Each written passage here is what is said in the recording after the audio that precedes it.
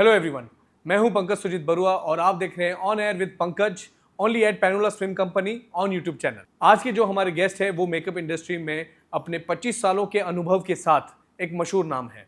उन्होंने काफ़ी सेलिब्रिटीज़ के साथ भी काम किया है, उन्हें उनके खास पलों के लिए तैयार भी किया है।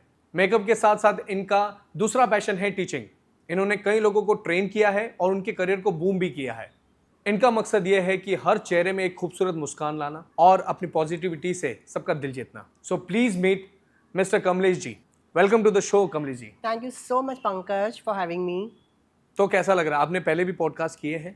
ऑफ कोर्स किए हैं, लेकिन आपके साथ मुझे इतनी अच्छी वाइब्स मुझे लगा मैं आपके पॉडकास्ट के लिए इनफैक्ट कल रात से मैं बहुत एक्साइटेड था कि मुझे कल जाना है। और आप क्योंकि जब मीटिंग हुई थी और आपसे मेरी बात हुई थी तो मुझे आपको देख के मुझे कॉन्फिडेंस आया था। मैंने बोला नहीं, ये बंदे में दम है। Oh wow, great. यस, चलो शुरू से शुरू करते हैं। ओके। तो आप ये बताइए कि आप ये फील्ड में मतलब कैसे आए? मतलब ये जो आपका फील्ड है वो फील्ड में आप कैसे आए और आपने शुरुआत कैसे की? और it's a very long story Pankaj, because मैं अगर आपको बताऊं तो मैंने पढ़ाई तो कुछ खास करी नहीं है। 10th स्टैंडर्ड से मैंने मुश्किल पढ़ाई करी है और उसके बाद मुझे फाइनेंशियली इंडिपेंडेंट होना था। मेरे ड्रीम्स कुछ और थे, मैं आपको बताऊंगा बाद में। लेकिन फिर कहते ना कि गॉड को जो मंजूर होता है, जो ऊपर वाला जो लिखता है, हमें वही करना पड़ता है उसके हिसाब से। और उन्होंने मेरे लिए इतनी खूबसूरत प्लानिंग करी थी, मुझे ही नहीं पता था कि मेरी लाइफ इतनी ब्यूटीफुल होने वाली है। बात करें करियर की तो I started my career as a mehndi artist. Wow. Yes, तो मैं मतलब सेल्फ टॉट मेहंदी आर्टिस्ट था। I have never learn from anywhere. उसके बाद मेरा इंटरेस्ट हुआ ब्यूटी में। अच्छा, ब्यूटी में इंटरेस्ट कैसे हुआ? जो मेरे क्लाइंट्स थे मेहंदी के, दे लाइक आप why don't you start the beautician का कोर्स ऐसा। लेकिन वो टाइम पे इट्स लाइक अबाउट 30 ईयर्स, मतलब 1990 मैं 4 की बात कर रहा हूँ। तब एक मेल ब्यूटी इंडस्ट्री में आए, मतलब ये बड़ी बड़ी बात थी, क्योंकि लोग बड़ा हेजिटेट होते थे मेहंदी लगाने के लिए कि लड़का कैसे टच करेगा। तो मैंने बोला जब मेहंदी के लिए इतने सारे मुझे प्रॉब्लम्स आ रहे हैं तो ब्यूटी में तो और ही प्रॉब्लम होंगे। एंड आई ट्राइड कि मैं कहाँ से सीखूं, मुझे कोई वे नहीं आ रहा था। तो मेरी पहली गुरु थी लवली दीदी, जिनका सैलून था Pammi beauty parlour. She was the only person कि जिसने मुझे अलाउ किया कि as a male ladies parlour में आए और मैं उसको ट्रेन करूं। अगर वो मेरे लाइफ में नहीं आती तो मैं आज आपके साथ यहाँ पॉडकास्ट नहीं कर रहा होता। Okay. और उनका बड़ा ही रोल रहा है, उनकी बड़ी ब्लेसिंग रही है लवली दीदी की। तो मैं आपके ज़रिए उनको थैंक यू बोलना चाहूँगा। लवली दीदी, थैंक यू सो मच कि अगर आप मेरी ज़िंदगी में नहीं आते, अगर आप मुझे अलाउ नहीं करते, और आपने मेरी वजह से बहुत सारे प्रॉब्लम फेस करे थे। आपको लोगों ने बोला नहीं लड़का आपके पार्लर में आ रहा है, हम कैसे, आपके क्लाइंट्स पे फ़र्क पड़ा था, लेकिन आपने वो सारी चीज़ों को इग्नोर कर दिया। आपने मेरे करियर के बारे में सोचा। पंकज, उन्होंने मुझे इतना अच्छा ट्रेन किया एज अ ब्यूटिशियन। देन उसके बाद मैंने अबाउट 3 इयर्स तक मेहंदी ब्यूटिशियन का सारा कंबाइन कोर्स किया। Then I think 1994 if I am मतलब नॉट ये बात रॉन्ग। हो रही 1994 97 तक, मतलब आप ट्रेनिंग हाँ, में थे तब तक हाँ, बेसिकली? ट्रेनिंग भी था एंड साइमल्टेनियसली मैं उनके साथ काम भी कर रहा था। और वो मुझे स्टूडियो में एज अ हेल्पर भी बुलाती थी। मतलब बहुत अमेजिंग पर्सन। उनकी सिस्टर हैप्पी, वो भी, मैं उनको भी असिस्ट करता था। ऐश्वर्या राय जब मिस वर्ल्ड बनी थी, ओह। वो मेरी तब से लेके अब तक फेवरेट है और हमेशा रहेंगी। तो मुझे पता चला, ताल मूवी आई थी, कि वहाँ पे ऐश्वर्या राय का किसी सेलिब्रिटी मेकअप आर्टिस्ट ने मेकअप किया है। तो मैं ढूंढ के वहाँ तक पहुँच गया कि मुझे now I have to learn the makeup. Makeup art. हाँ, बिकॉज वो मुझे डेस्टिनी में, बहुत कहते हैं ना आपके अंदर एक यूनिवर्स होता है। तो कहीं ना कहीं जो मेरा जो इनर यूनिवर्स था वो मुझे वे दिखा रहा था मेरे बरस सर एंड डोरिस मैम तक पहुंचाने का। और मेरे एक ही गुरु है जिनके मैंने अंडर ट्रेनिंग ली। लेकिन उसमें भी एक ट्विस्ट है। ओके। वो यस, ट्विस्ट क्या है? अरे मैं आपको क्या बताऊं, ऐसा गजब का ट्विस्ट है। मतलब लाइफ उथल पुथल हो गई थी मेरी। मुझे ना बचपन से ही ना एक ऐसा था कि मैंने कुछ ऐसा फेस लाइफ में देखा था। तो उसके बाद मैंने डिसाइड किया था, अगर ये मुझे आगे लाइफ में कुछ इंडिपेंडेंट बनना है तो मुझे स्ट्रांग बनना पड़ेगा। तो मैंने सोचा चाहे कुछ भी हो जाए ना, मैं गिव अप तो नहीं करूँगा। ओके। ठीक है। उसके बाद मतलब मैं ये कह सकते हैं कि ऐश्वर्या राय बच्चन, हम्म, आप उनसे इंस्पायर्ड हुए? ये नहीं, इंस्पायर मैं श्रीदेवी से हुआ था। अच्छा। My favourite Sridevi and Rekha ji and Madhuri. Okay. मतलब बचपन मैंने मेरे पास पूरे एल्बम थे श्रीदेवी जी के, और मैं उस पर दिखता था क्या तो उनकी आंखें बनी हुई है, क्या तो उनके लिप्स है, और क्या तो वो ग्लैमराइज्ड है। My inspiration is Sridevi ji. Okay. Yes, one and only Sridevi ji. तो अब बात करते हैं मेरे करियर की। करियर ऐसे स्टार्ट हुआ पंकज, मुझे किसी ने सजेस्ट किया कि आप फलाना फलाना के पास जाओ, वो अच्छा आपको सिखाएंगी। एंड यू नो, मैं फाइनेंशियली इतना स्ट्रांग नहीं था, एंड वो टाइम पे जो अमाउंट मैंने भरा था वहाँ पे कैसे तैसे करके मैंने करा था। अब वो लेडी ने क्या किया, मुझे सिखाया ही नहीं। ओके। मैं टर्नर रोड जाता था, मुझे कुछ नहीं पता लोकल ट्रेन में कैसे ट्रैवल करते हैं, क्या करते हैं। फैमिली पूरी अगेंस्ट मेरे ये प्रोफेशन, मार खा के मैं जाता था। मेरी मम्मी मुझे लिटरली मारती थी कि तुमको ये प्रोफेशन में नहीं आना है, फैमिली क्या बोलेगी, लोग क्या बोलेंगे, और ये तुम लड़कियों वाले काम कर रहे हो, ये हजाम का काम है, डोंट डू दिस। और मेरा सामान फेंक दिया था बाहर मम्मी ने एक बार। मैंने बोला मुश्किल से तो मैंने खरीदा, आपने फेंक दिया। फिर मैंने बोला नहीं, एक ना एक दिन जब सक्सेस मिलेगी मम्मी भी कन्विंस हो जाएगी, क्योंकि मैंने कहा मैं गिव अप तो नहीं करूँगा। ठीक है, तो मैं गया वहाँ पे उनके पास, उन्होंने सिखाया नहीं, मेरे पैसे सारे चले गए। फिर मैं बोला अब क्या करूँ। फिर मुझे कहीं से पता चला Bharat sir and Doris ma'am के बारे में। ओके। हाँ, एक मेरी और है, अगर वो अगेन मेरी ज़िंदगी में नहीं होते तो मैं भरत सर डोरिस मैम तक पहुँच ही नहीं पाता था। वो है संजय ठक्कर जी। ओके। हाँ, तो मेरे मतलब पास वो कौन थे? He is a bridal makeup artist. वो हमारे ओके। सीनियर है, हमारे गुरु है, हमारे लेजेंडरी आर्टिस्ट है। तो भाई उनके भी फीस बहुत ज़्यादा थे उस टाइम पे। तो मैं जैसे जैसे मुलन पहुंचा, मैंने सर से बात की, और मैंने सर को ना, मैं शुरू से एकदम ब्लंट, हाँ एकदम, मैंने सर को बोला सर मुझे ना इंडस्ट्री का मेकअप सीखना है और मुझे हीरोइनों वाला मेकअप सीखना है। क्या आप मेरे पैसे डुबाओगे या मेरे पैसों को यूज़फुल करोगे या वसूल करके या दोगे, वैल्यू वैल्यू करोगे, वॉट एवर।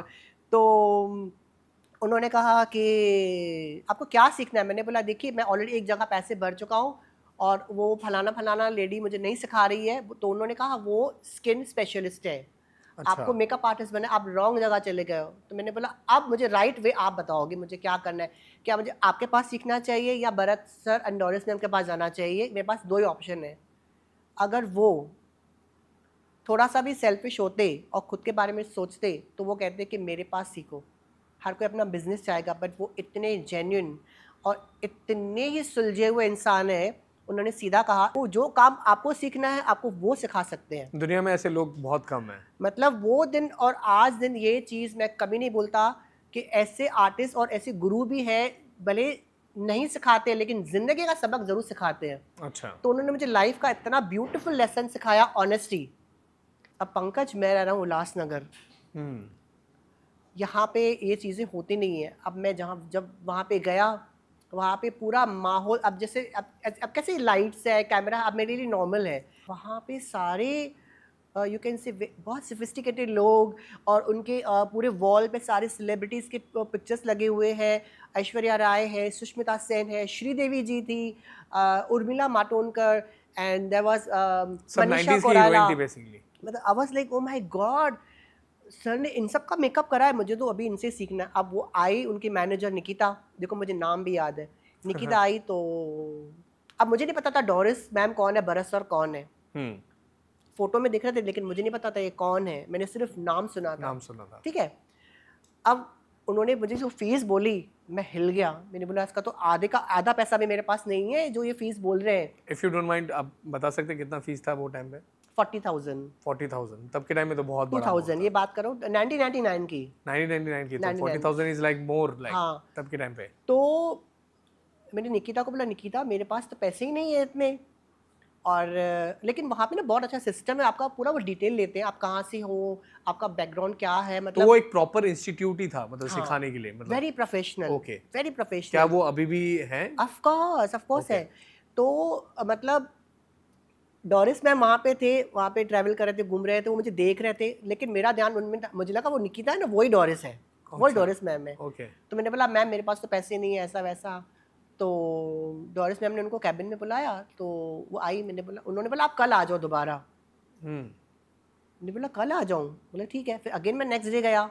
फिर डोरिस मतलब मैम ने डिसाइड करा होगा कि सिंधी है, क्योंकि डोरिस मैम सिंधी है। ओके। एंड इसके हस्बैंड, इनके जो हस्बैंड है, मेरे जो सर है वो महाराष्ट्रियन है। महाराष्ट्र तो एक सिंधी कनेक्शन मुझे काम आ गया, और सिंधी कनेक्शन मैच कर गया, एक वाइब मैच कर गई। डोरिस मैम ने कहा कोई बात नहीं, आपके पास कम पैसे हैं लेकिन आप में वो पैशन है और आप में वो सीखने का जज्बा है, तो आपको मैं ज़रूर सिखाऊंगी, लेकिन आप उल्लासनगर से आओगे, मैं हूँ टाइम की पंक्चुअल, आपको आना पड़ेगा टाइम पे। तो वो एग्जैक्टली कहाँ पे उनका बेस था? जुहू पे। जुहू पे, हाँ, ओके।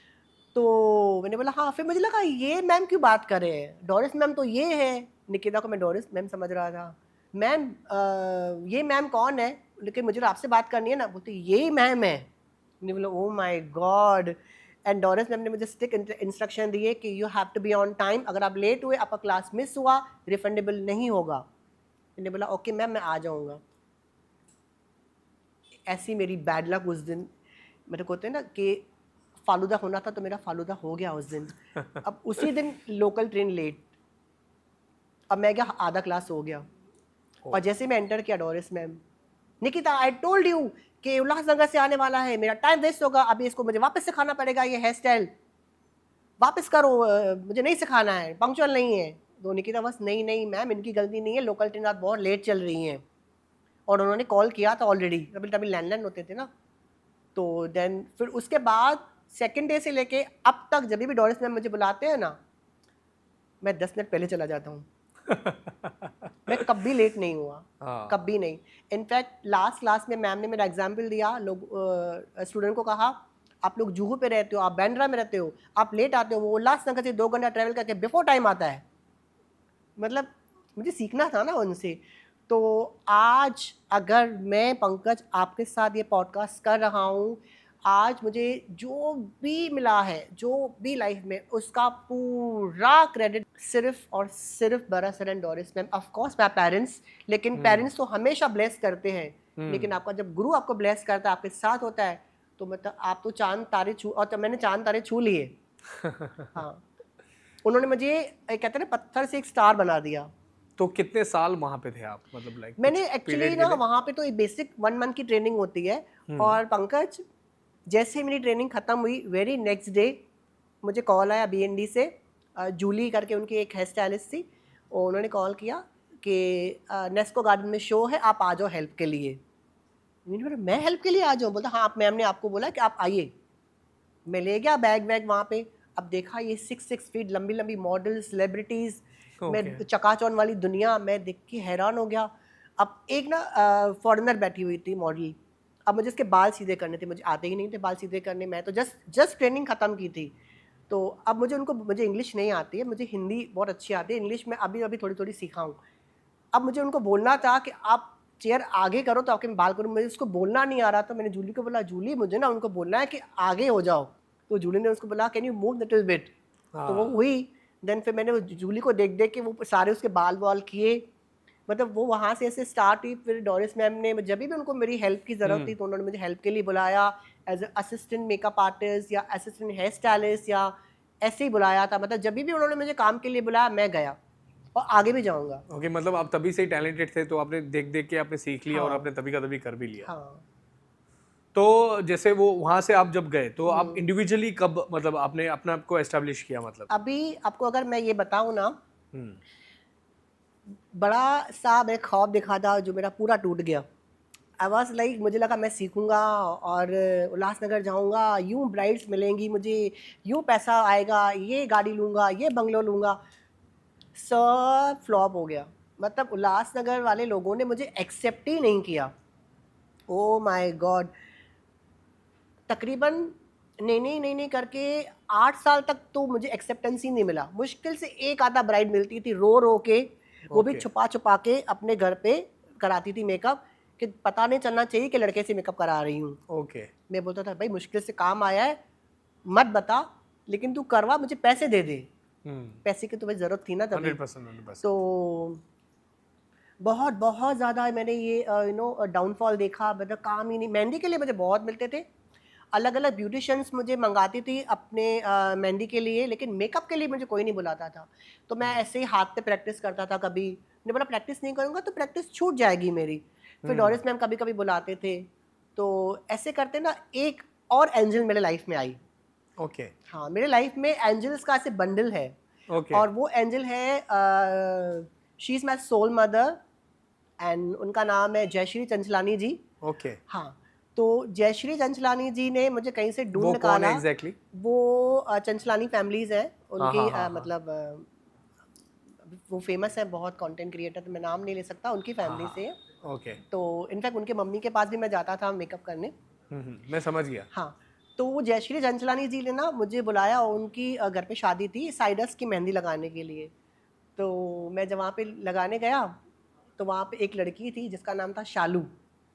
उससे मुझे बहुत डांट लगाई। अब उसके बाद एक होता है ना कि इंसान की अच्छाई होती है तो उसको पिघला देती है। वो शालू मेरी अभी राखी सिस्टर है।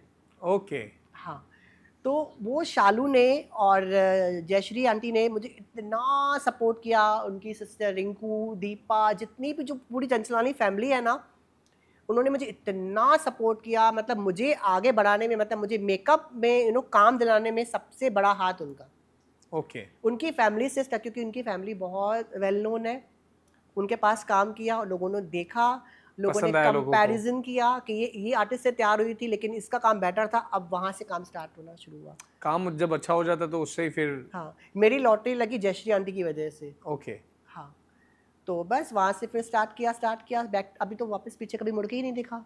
Oh wow, great. हाँ। हर एक की लाइफ में एक फेज आता है जिसमें कभी बहुत उतार चढ़ाव होते हैं लाइफ में। तो आपके लाइफ में ऐसा कुछ है कि आपने बहुत ही डाउनफॉल देखा हो? अगर आप स्पेसिफिक डेट्स के बारे में बता सकें तो बहुत अच्छा। जैसे कि आपको मैंने बताया कि वो 8 साल से 10 साल की जो जर्नी थी बड़ी टफ थी, और वही मेरा डाउनफॉल था सबसे ज़्यादा। क्योंकि आप बिलीव नहीं करोगे पंकज, मैं वेन्यू पे जा रहा हूँ, वेन्यू पे जाके लोग मुझे वापस कह रहे हैं कि हमको लड़के से मेकअप नहीं कराना है। मतलब मैं रो के घर आता था, मेरी मम्मी मुझे बोलती थी हो जाएगा तू टेंशन मत कर। और बहुत सारे ऐसे क्लाइंट्स थे जिन्होंने मुझे पैसे ही नहीं दिए, और पता है एक्सक्यूज़ क्या दिया कि मेकअप नहीं अच्छा लगा। ओके, आप मेकअप करा रहे हो, सेकंड डे मुझे कॉम्प्लीमेंट कर रहे हो, सबको अच्छा लगा, सब बोल रहे थे बहुत अच्छी लग रही है, जब पैसे मांगने जा रहे हैं तो आप उसमें से फॉल्ट निकाल रहे हो। अब मैं क्या ही कर सकता हूँ, बिकॉज मैं बहुत छोटी एज मेरी, मैं किसी के साथ लड़ नहीं सकता, बड़े बड़े लोग। तो मैंने चलो ठीक है, डेस्टिनी है।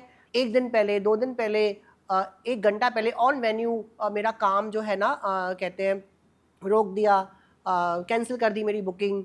तो कहीं ना कहीं वो बहुत डिसअपॉइंटमेंट। हाँ, एक और चीज़ है, जब मैं मेकअप करता था ना तो मुझे थोड़े थोड़े साइडर्स के मिलते थे। ब्राइड होती है ना, तो ब्राइड के साथ साइडर, अभी तो साइडर्स का अलग ही ऑरा चल रहा है, लेकिन तब जो साइडर्स था ना बहुत बेसिक मेकअप कराते थे, बहुत कम पैसा होता था उसका, क्योंकि तब इतनी मेकअप की अवेयरनेस नहीं थी। तो ना मैं देखता था ज़्यादातर जो मेकअप आर्टिस्ट है मुंबई से आते थे। कौन मेकअप आर्टिस्ट आ रहा है, एक नॉलेज मिलता है ना, सीखना, आप सीखते हो ऐसे भी। बॉम्बे से आ रहा है, बॉम्बे से आ रहा है, बॉम्बे से आ रहा है। तो मैंने बोला बॉम्बे बॉम्बे से आ रहा है, ठीक है, आर्टिस्ट सारे अच्छे होते हैं, लेकिन हमारे टाउन में भी तो अच्छे अच्छे आर्टिस्ट हैं, उनको ये लोग क्यों नहीं कराते, उनको साइडर मुझे क्यों नहीं देते हैं काम। मैंने बोला एक दिन ऐसा लेके आऊँगा ना, बॉम्बे के आर्टिस्ट आएंगे ही नहीं, मेरे सारे उल्लासनगर के बच्चे काम करेंगे, और ऐसा माहौल होगा कि उल्लासनगर का उल्लासनगर में काम होगा। और आज वो दिन आया है पंकज, अब उल्लासनगर मेकअप का हब बन चुका है। अब यहाँ से लोग अराउंड द वर्ल्ड, ग्लोबली वो लोग ट्रैवल कर ट्रैवल रहे हैं। करते हैं और काम करते हैं, मुंबई जाते हैं, और मुंबई से बुकिंग्स आती हैं। मतलब मुझे, मेरा जो सपना था वो, मेरा ये सपना तो मेरा पूरा हुआ। Okay, yes. आपके अभी लाइफ में अचीवमेंट्स क्या क्या है? मतलब आपने क्या क्या अचीव किया है वो थोड़ा प्लीज बताएंगे तो बहुत अच्छा लगेगा। सबसे पहले जो मैंने अचीव किया है, सबका प्यार। Oh wow, great. यस, मैंने, ठीक है, पैसा बहुत लेट कमाना स्टार्ट किया। जैसे मेरे 10 साल चले गए ना, लोगों को लगता है 25 साल का करियर है, बहुत पैसा, बट लोगों को वो नहीं पता था कि कोई ऐसा टाइम था मेरे पॉकेट में 500 रुपीज़ तक नहीं होते थे। तो वो भी पीरियड है, लेकिन मैं पहली बार ये पंकज आपको बता रहा हूँ, मैंने कभी ये चीज़ डिस्कस नहीं करी है, क्योंकि मुझे लगता है ये वीक पॉइंट्स बता के मतलब कोई फ़ायदा नहीं है। बट मुझे याद आ गया। ओके, अचीवमेंट्स की बात है तो सबसे पहले तो मेरे, जिन्होंने भी मुझे मतलब वो टाइम पे काम नहीं दिया, अब मुझे काम मिल रहा है, बहुत अच्छा काम मिला, एक ये अचीवमेंट है। अगर अवार्ड्स की बात करूं तो मुझे फर्स्ट अवार्ड मिला था मेरे सर के हाथों, 2000, सर के हाथों मतलब सर ने एक कंपटीशन ऑर्गेनाइज की थी, सर मैम ने 2010 में मुझे मेरे बेस्ट मेकअप आर्टिस्ट का अवार्ड मिला कौन से हुआ सर था। और मैम ने? 2010 में कौन से सर और मैम ने? मेरे Bharat sir and Doris ma'am ने, ओके, उन्होंने किया था। हाँ। ओके, और आप वो, मैं आपको बताऊं, जब मैं अवार्ड निकला पीछे, जब मतलब अवार्ड लेने के लिए निकला, तो जया बच्चन जी थी, डोरिस मैम थे, तो डोरिस मैम को मैंने पैर छुए तो डोरिस मैम ने कहा नहीं मुझे नहीं, इनके पैर छुओ। मैंने देखा नहीं, जैसे मैंने पैर छुए देखा तो जया बच्चन जी। ओके। हाँ, तब वो सारे गेस्ट आते ना, अमिताभ बच्चन जी थे और शाहरुख खान वाज देयर, मतलब बड़ी-बड़ी सेलिब्रिटीज़ वहाँ पे उन्होंने तो बड़ा इवेंट था बेसिकली। बहुत बड़ा इवेंट। और वहाँ पे उन्होंने सा मैडम ने उनके आर्टिस्ट को एक कहते हैं ना कि अवार्ड से उनको वो इज़्ज़त दी थी कि वो टाइटल क्या था अवार्ड का? B&D awards, Bharat and Doris awards, Okay. Hair and makeup award, वो बहुत बड़े अवार्ड्स थे। तो वहाँ पे मैंने फर्स्ट प्राइज़ जीती थी, एक 2010 में, 2011 में अगेन फर्स्ट प्राइज़, 2012 में again first prize. Wow great, बहुत हाँ, अच्छे अचीवमेंट्स और मुझे फर्स्ट जो मेरा अवार्ड था मुझे मिष्टी मुखर्जी ने दिया था, शी इज़ नो मोर, रानी मुखर्जी है ना उनकी कज़न है। ओके। हाँ, हाँ मिष्टी हाँ, मुखर्जी। यस मिष्टी यस। मुखर्जी ने मुझे अवार्ड दिया था और उसके बाद एक मुझे आई एम सॉरी मुझे वो आर्टिस्ट का नाम नहीं याद आ रहा है, बहुत पॉपुलर महाराष्ट्रियन आर्टिस्ट है, उन्होंने दिया था। रोहित वर्मा जी ने अवार्ड दिया था। Oh great great. हाँ। जैसे आपने इतने सेलिब्रिटीज के साथ इंटरेक्शन किया है, तो ये बताइए कि आपने कौन से सेलिब्रिटीज के साथ काम किया है?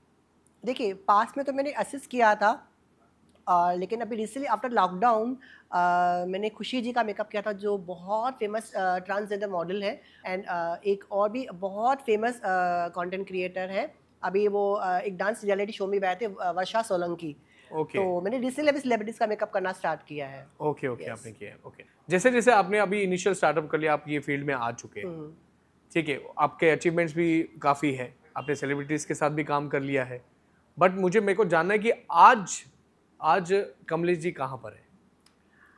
आज मैं बहुत अच्छी एक स्टेबल लाइफ जी रहा हूँ और बहुत खुश हूँ और बस लोगों को सिखा रहा हूँ, लोगों के करियर बन रहे हैं, एप्रिसिएशन मिल रहा है, आई एम सो हैप्पी। हाँ, एक सेलिब्रिटी और थी जिनके साथ काम किया था, वो थी कविता कौशिक जी। अगर आपको याद होगा, FIR में आते थे Chandramukhi Chautala, she is very okay famous. Okay okay. Rohit Verma ji के लिए एक उनका कलेक्शन शूट किया था।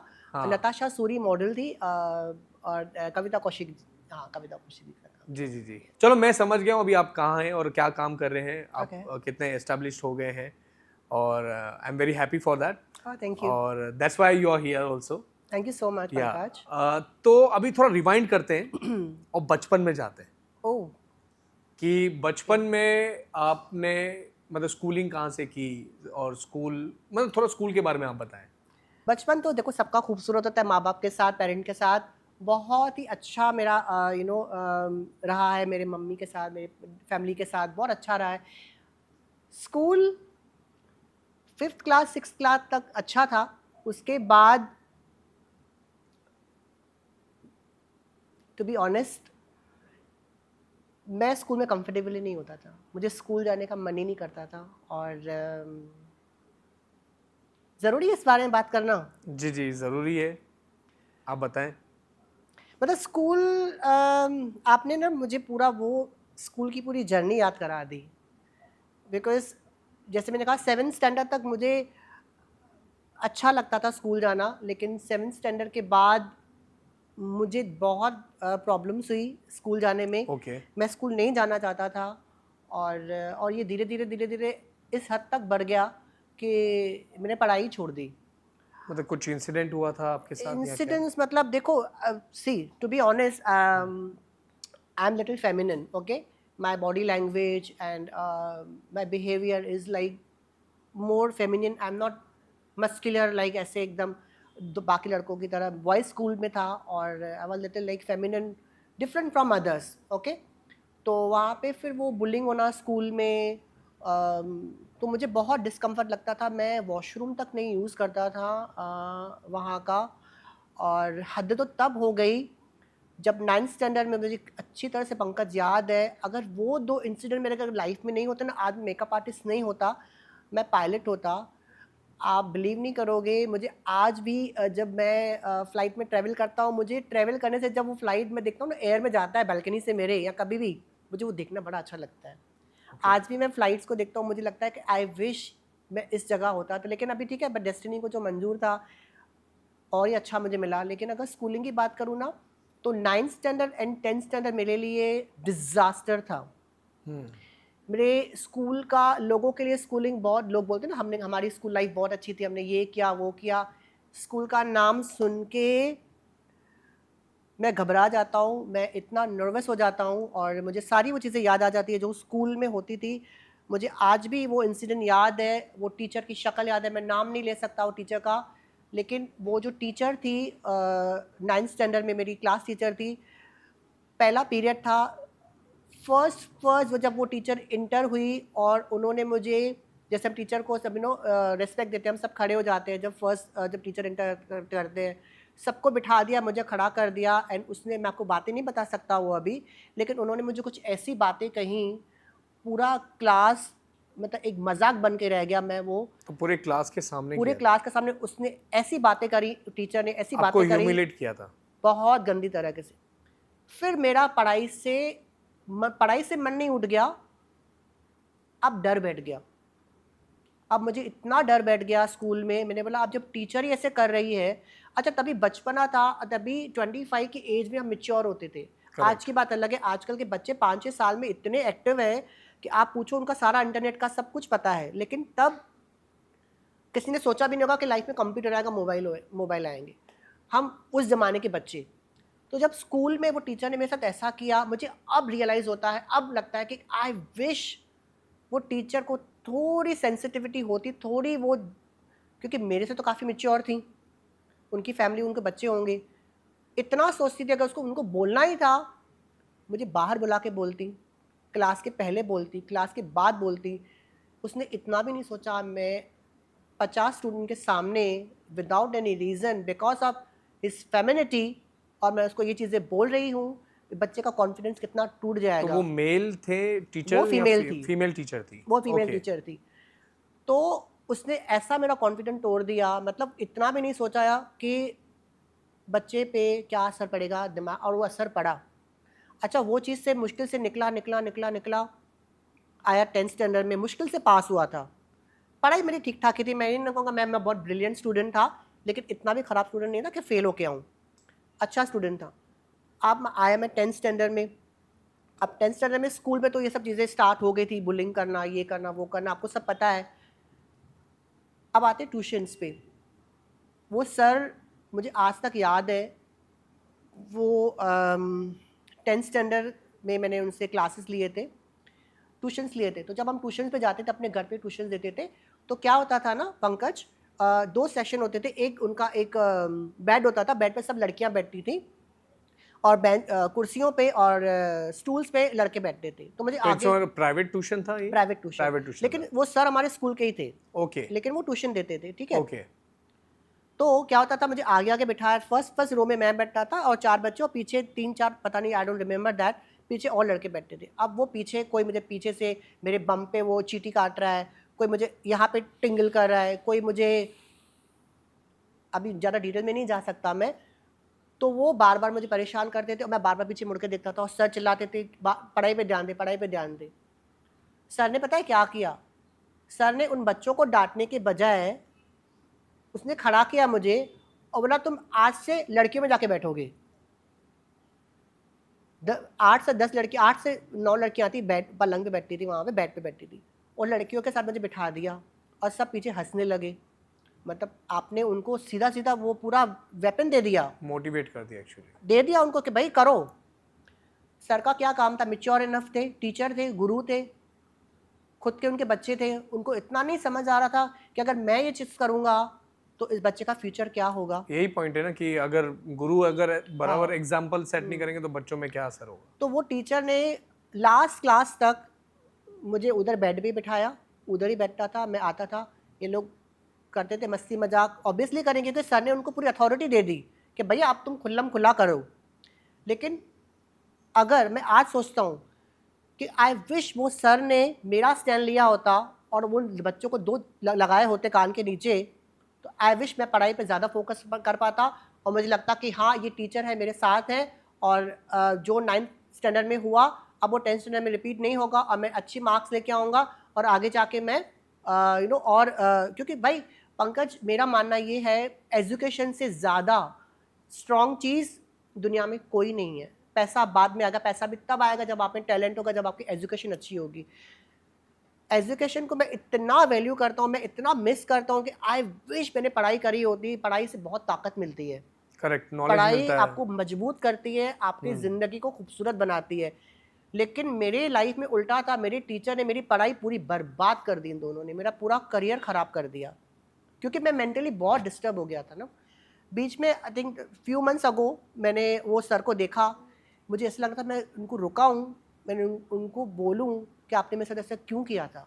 फिर मैंने कहा अब तो फ़ायदा नहीं, अब तो कहते ना अब क्या फ़ायदा, अब तो अभी तो उम्र भी चली गई। लेकिन उसके बाद देखो कहते हैं ना कि इंसान के अगर कर्म अच्छे होते हैं ना पंकज, आपको भगवान कभी किसी न किसी वे में ब्लेस करता है। तो मेरे चलो पढ़ाई मेरी छूट गई, लेकिन भगवान ने जो मेरे लिए प्लान कर रखा था वो इतना ब्यूटीफुल कर रखा था, मुझे पता नहीं, उन्होंने मुझे आर्ट दे दी, मैं आर्टिस्ट बन गया। तो कहीं ना कहीं मतलब देखो गॉड इज देयर। हाँ तो आपके साथ ये जो ह्यूमिलेशन हुआ है, हाँ बट आई थिंक मुझे ऐसा लगता है कि वो चीज़ आपको और स्ट्रांग बना दिया है। अब आप ज़्यादा स्ट्रांग हो गए वो चीज़ों के बाद। नहीं, ये सुनने में बहुत अच्छा लगता है, जब अच्छा। प्रैक्टिकल आप पे होती है ना चीज़ें, आपको तब पता चलता है। अगर मैं स्ट्रांग कब हुआ, जब मुझे लगा कि अब मुझे सरवाइव करने के लिए पैसा चाहिए, पैसा नहीं होगा सरवाइव नहीं कर पाऊंगा, क्योंकि घर पे प्रेशर था, कमाना है, घर पे बैठ नहीं सकता ना, करेक्ट। तो कमाना है। तो उस चीज़ ने मुझे स्ट्रांग किया, ठीक है, लेकिन इस चीज़ ने मुझे तोड़ दिया था। ये बहुत अच्छा, इट साउंड्स वेरी गुड, आपको बहुत ये मोटिवेट करते, नहीं आप उल्टा और बिखर जाते हो। ओके। हाँ, लेकिन टीचर को भी सोचना चाहिए था कि मैं 10 लोगों के सामने, 20 लोगों के सामने किसी बच्चे को ये चीज़ करा रहा हूँ, क्या उसके दिमाग पे असर पड़ेगा, क्या उसका आगे जाके फ्यूचर होगा, क्या वो पढ़ पाएगा। आप मुझे बताओ पंकज, बिना किसी गलती की वजह से मुझे डांट पड़ रही है, आप मुझे लड़कियों में जाके बिठा दे रहे हो। मुझे लड़कियों से बैठने में कोई प्रॉब्लम थी, लड़कियां लड़कों से ज़्यादा अच्छी थी, इतना सपोर्ट करती थी वो लोग, वो मुझे। अच्छा, बहुत जब मैंने क्लास छोड़ दिया ना, मैंने पढ़ाई छोड़ दी, वो सारी लड़कियों ने मेरे से मेहंदी लगवाई शादी की अपनी। तो आपको वहाँ से कस्टमर भी मिल गए। मैं ना आपको एक चीज़ दिखाता हूँ, आप इसी में से समझ जाओगे। ये चीज़ मुझे कल ही मिली, मैं ऐसे दराज साफ कर रहा था तो मुझे ये चीज़ मिली, आपको दिखा रहा हूँ मैं। स्कूलिंग की बात कर रहे हो ना आप जी। जब 10th स्टैंडर्ड में ये चीज़ हुई, जब मैं 10th स्टैंडर्ड मैंने क्लियर किया, अब जाना था कॉलेज, और तब कैसे था ना माइंड में, कॉलेज में फ्री लाइफ होती है, सब फ्री होते हैं, लोगों के लिए बड़ी एक्साइटमेंट होती है, कॉलेज जाना है, घूमना है, फिरना है, एंजॉय करना है। मुझे डर था, मैंने बोला स्कूल में ये हुआ था, कॉलेज में पता नहीं क्या क्या होगा, अब मैं जाने के लिए रेडी ही नहीं। हमारे उल्लासनगर बहुत बड़ा फेमस कॉलेज है, मुझे वहाँ पे एडमिशन मिल रही थी, मैंने नहीं ली। मैंने बोला यहाँ पे ये सब आएंगे या मेरे स्कूल के लोग, और वापस शुरू होगा, तुमको तो पहले ही स्कूल में कुछ कोई बोलने वाला नहीं था, यहाँ पे तो और परेशानी होगी, घर पे बोल नहीं सकता, और डांट पड़ती। ठीक है, आप देखो मेरा ये फ़ोटो, मेरा ये आपको दिखा नहीं सकता, आप मेरा ये फ़ोटो देखो, आप देखो इसमें एक बच्चा कितना सहमा हुआ है, कितना डरा हुआ है, क्योंकि उसको कॉलेज जाना है और सारे वो प्रॉब्लम्स को फेस करना है जो ऑलरेडी वो स्कूल में कर चुका है। मैंने पढ़ाई छोड़ दी, मैं कॉलेज गया, कुछ महीनों के लिए गया, सेम चीज़। तो मतलब आपकी क्वालिफिकेशन 10th पकड़ गए, और बाद में फिर आपने कॉलेज जाके 3 महीने में छोड़ दी मैंने। हाँ, मतलब आप देखो ना ये पिक्चर में, अब मैं कितना डरा हुआ हूँ, एक फ़ोटो जब निकाला था उसमें कितना मैं डरा हुआ हूँ, कितना क्यूट और कितना मासूम। तो आपको ये नहीं लगता कि हमें मतलब इस पे आपको आवाज़ उठानी चाहिए थी तभी? नहीं, आवाज़ कैसे, तभी तो लोगों में अवेयरनेस ही नहीं थी ना। तभी मतलब अगर मैं, तभी ऐसे था ना कि तुम्हारी गलती है, तुम ऐसे चल रहे हो, तुम्हारी गलती है, तुम feminine, it's your fault, okay, it's not हाँ, माय इतना फॉल्ट। नॉलेज भी नहीं था तभी। यस, ये नेचुरल चीज़ है। बट ये आपका जो एक्सपीरियंस अभी हम शेयर कर रहे हैं, मगर इससे एक्चुअली लोगों को पता भी चलेगा कि नहीं, ये फेस नहीं करना है आपको, थोड़ा मतलब you should be vocal about it, मतलब आपको आवाज बोलना पड़ेगा आपको। अच्छा, ये बात है ना, मैंने कभी किसी को नहीं बताई है। मेरी मम्मी अभी नहीं है, शी पास्ड अवे। ना मेरे पूरी फैमिली में बात नहीं पता, पहली बार मैं लाइफ में आपके साथ ये बात शेयर कर रहा हूँ, क्योंकि पता नहीं कैसे आपने स्कूल की बात छेड़ी ना, तो मुझे सारा वो याद आ गया। नहीं तो मेरे फैमिली के साथ मुझे पता था, अगर फैमिली के साथ शेयर करूँगा थप्पड़ मुझे ही पड़ेगी, तू और चल ऐसा, तू और ऐसा कर, मतलब कैसा है ना, तब अवेयरनेस नहीं थी। लेकिन अब नहीं, अब लोगों को एजुकेट किया जा रहा है अबाउट द जो भी कम्युनिटी है, या लोग, अभी टीचर्स भी समझते हैं। अब टीचर स्टूडेंट पे हाथ नहीं उठाते, अब टीचर्स बहुत प्यार से बात करते हैं, बहुत स्ट्रिक्ट हो गए इसके रिलेटेड, सपोर्ट करते हैं, है ना, क्योंकि कोई स्टूडेंट कैसे दिमाग में ले ये चीज़ों के। मैं आपको बताऊं, मुझे सुसाइडल थॉट्स आते थे स्कूल के टाइम। अच्छा। हाँ, मुझे ऐसे लगता था जब मर जाऊँ मेरा स्कूल ना जाऊँ, भगवान मुझे मार दे लेकिन मैं स्कूल नहीं जाऊँ। It was very very bad time. I don't want to cry, but मैं पढ़ना चाहता था लेकिन मैं नहीं पढ़ पाया। मुझे पढ़ाई बहुत अच्छी लगती थी, बिकॉज ऑफ दोज टीचर मैं पढ़ाई नहीं कर पाया। उन्होंने मेरा कॉन्फिडेंस इतना इतना तोड़ दिया, मैं अंदर से इतना टूट गया, मैं घर पे नहीं बता सक रहा था। मुझे टिश्यू देना ना प्लीज।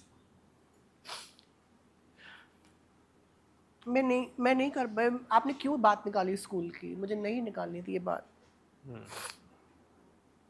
आप पानी पियेंगे?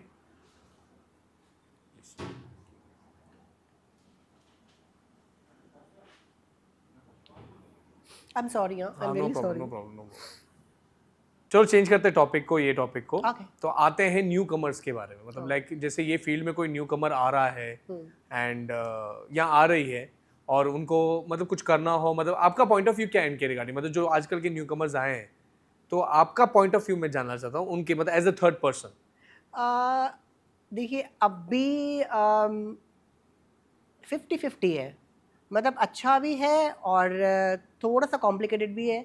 कॉम्प्लिकेटेड इसके लिए क्योंकि कंपटीशन बहुत ज़्यादा है, not only in my town, it's like everywhere. Okay. आप जाओगे आपको हर जगह मेकअप आर्टिस्ट मिलेंगे, लेकिन उसके साथ साथ काम भी बहुत ज़्यादा बढ़ गया है। लाइक जब मैंने करियर स्टार्ट करा था ना, तो तभी सिर्फ वेडिंग होती थी, रिसेप्शन होते थे हार्डली, और कोई साइडर्स Yes. तैयार नहीं होते थे। Correct. ठीक है, ब्राइड लगती थी, लेकिन अब पूरी फैमिली तैयार होती है, पोस्ट फंक्शंस होते हैं, फंक्शंस बढ़ गए हैं, फंक्शंस प्री सब बढ़ ब्राइडल, गए हैं। यस प्री ब्राइडल फंक्शंस होते हैं, मेहंदी फंक्शन हो गया, कॉकटेल हो गया, ये सेरेमनी हो गया। बहुत सारे, वेलकम पार्टी हो गई, मतलब दिया सो मेनी। फिर उसके बाद पूरी फैमिली तैयार होती है, सारी घर की जो लेडीज़ होती है वो तैयार होती है, अच्छे अच्छे कपड़े उनके होते हैं डिज़ाइनर्स के। तो काम बहुत बढ़ गया है।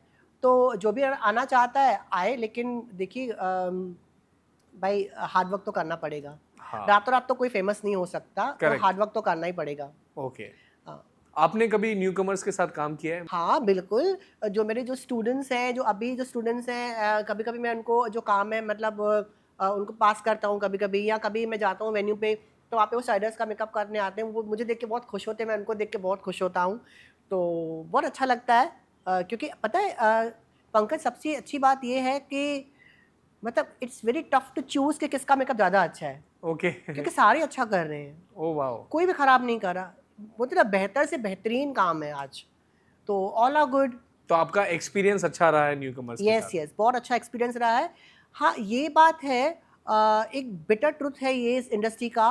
अब भी मुझे जो चीज़ थोड़ी ऑफेंड करती है वो ये है कि पहले जब हम आर्टिस्ट, हम किसी सीनियर आर्टिस्ट को मिलते थे ना पंकज, हम बहुत रिस्पेक्ट करते थे। हमने उनसे काम सीखा हो नहीं सीखा हो, हम उनको उनके पैर छूते थे, उनकी ब्लेसिंग्स लेते थे। हम हमारे गुरु हैं, हमारे सीनियर्स हैं। कहीं ना कहीं आज वो रेस्पेक्ट है ना कहीं थोड़ी सी फेड हो रही है, क्योंकि ये मैंने एक्सपीरियंस किया है। एक रिसेंटली मैं किसी इवेंट पे गया हुआ था, वहाँ पे एक आर्टिस्ट आए हुए थे, मेरे बाद उनका स्लॉट था, काम करने का स्लॉट के हिसाब से काम होता है वो इवेंट्स पे। तो सेम ग्रीन रूम था, तो मैं जस्ट निकल रहा था, वो इंटर किए, वो हार्डली 4-5 सालों से ही इंडस्ट्री में है, लेकिन आजकल फॉलोवर्स का ज़माना है ना भाई, आपके पास जितने पैसे हैं ना आपकी उतनी ज़्यादा इज्जत है, आपके जितने फॉलोवर्स ज़्यादा है आपकी इज्जत उतनी है। ओके। तो भाई अगर आपको इज्जत चाहिए तो भाई आपको BMW से तो उतरना पड़ेगा, तब आपको लोग सलाम करेंगे। लेकिन मैं चाहता हूँ कि ना आर्टिस्ट की वैल्यू उसके काम से की जाए, उसके एक्सपीरियंस से की जाए, सीनियर आर्टिस्ट को एक रेस्पेक्ट दी जाए।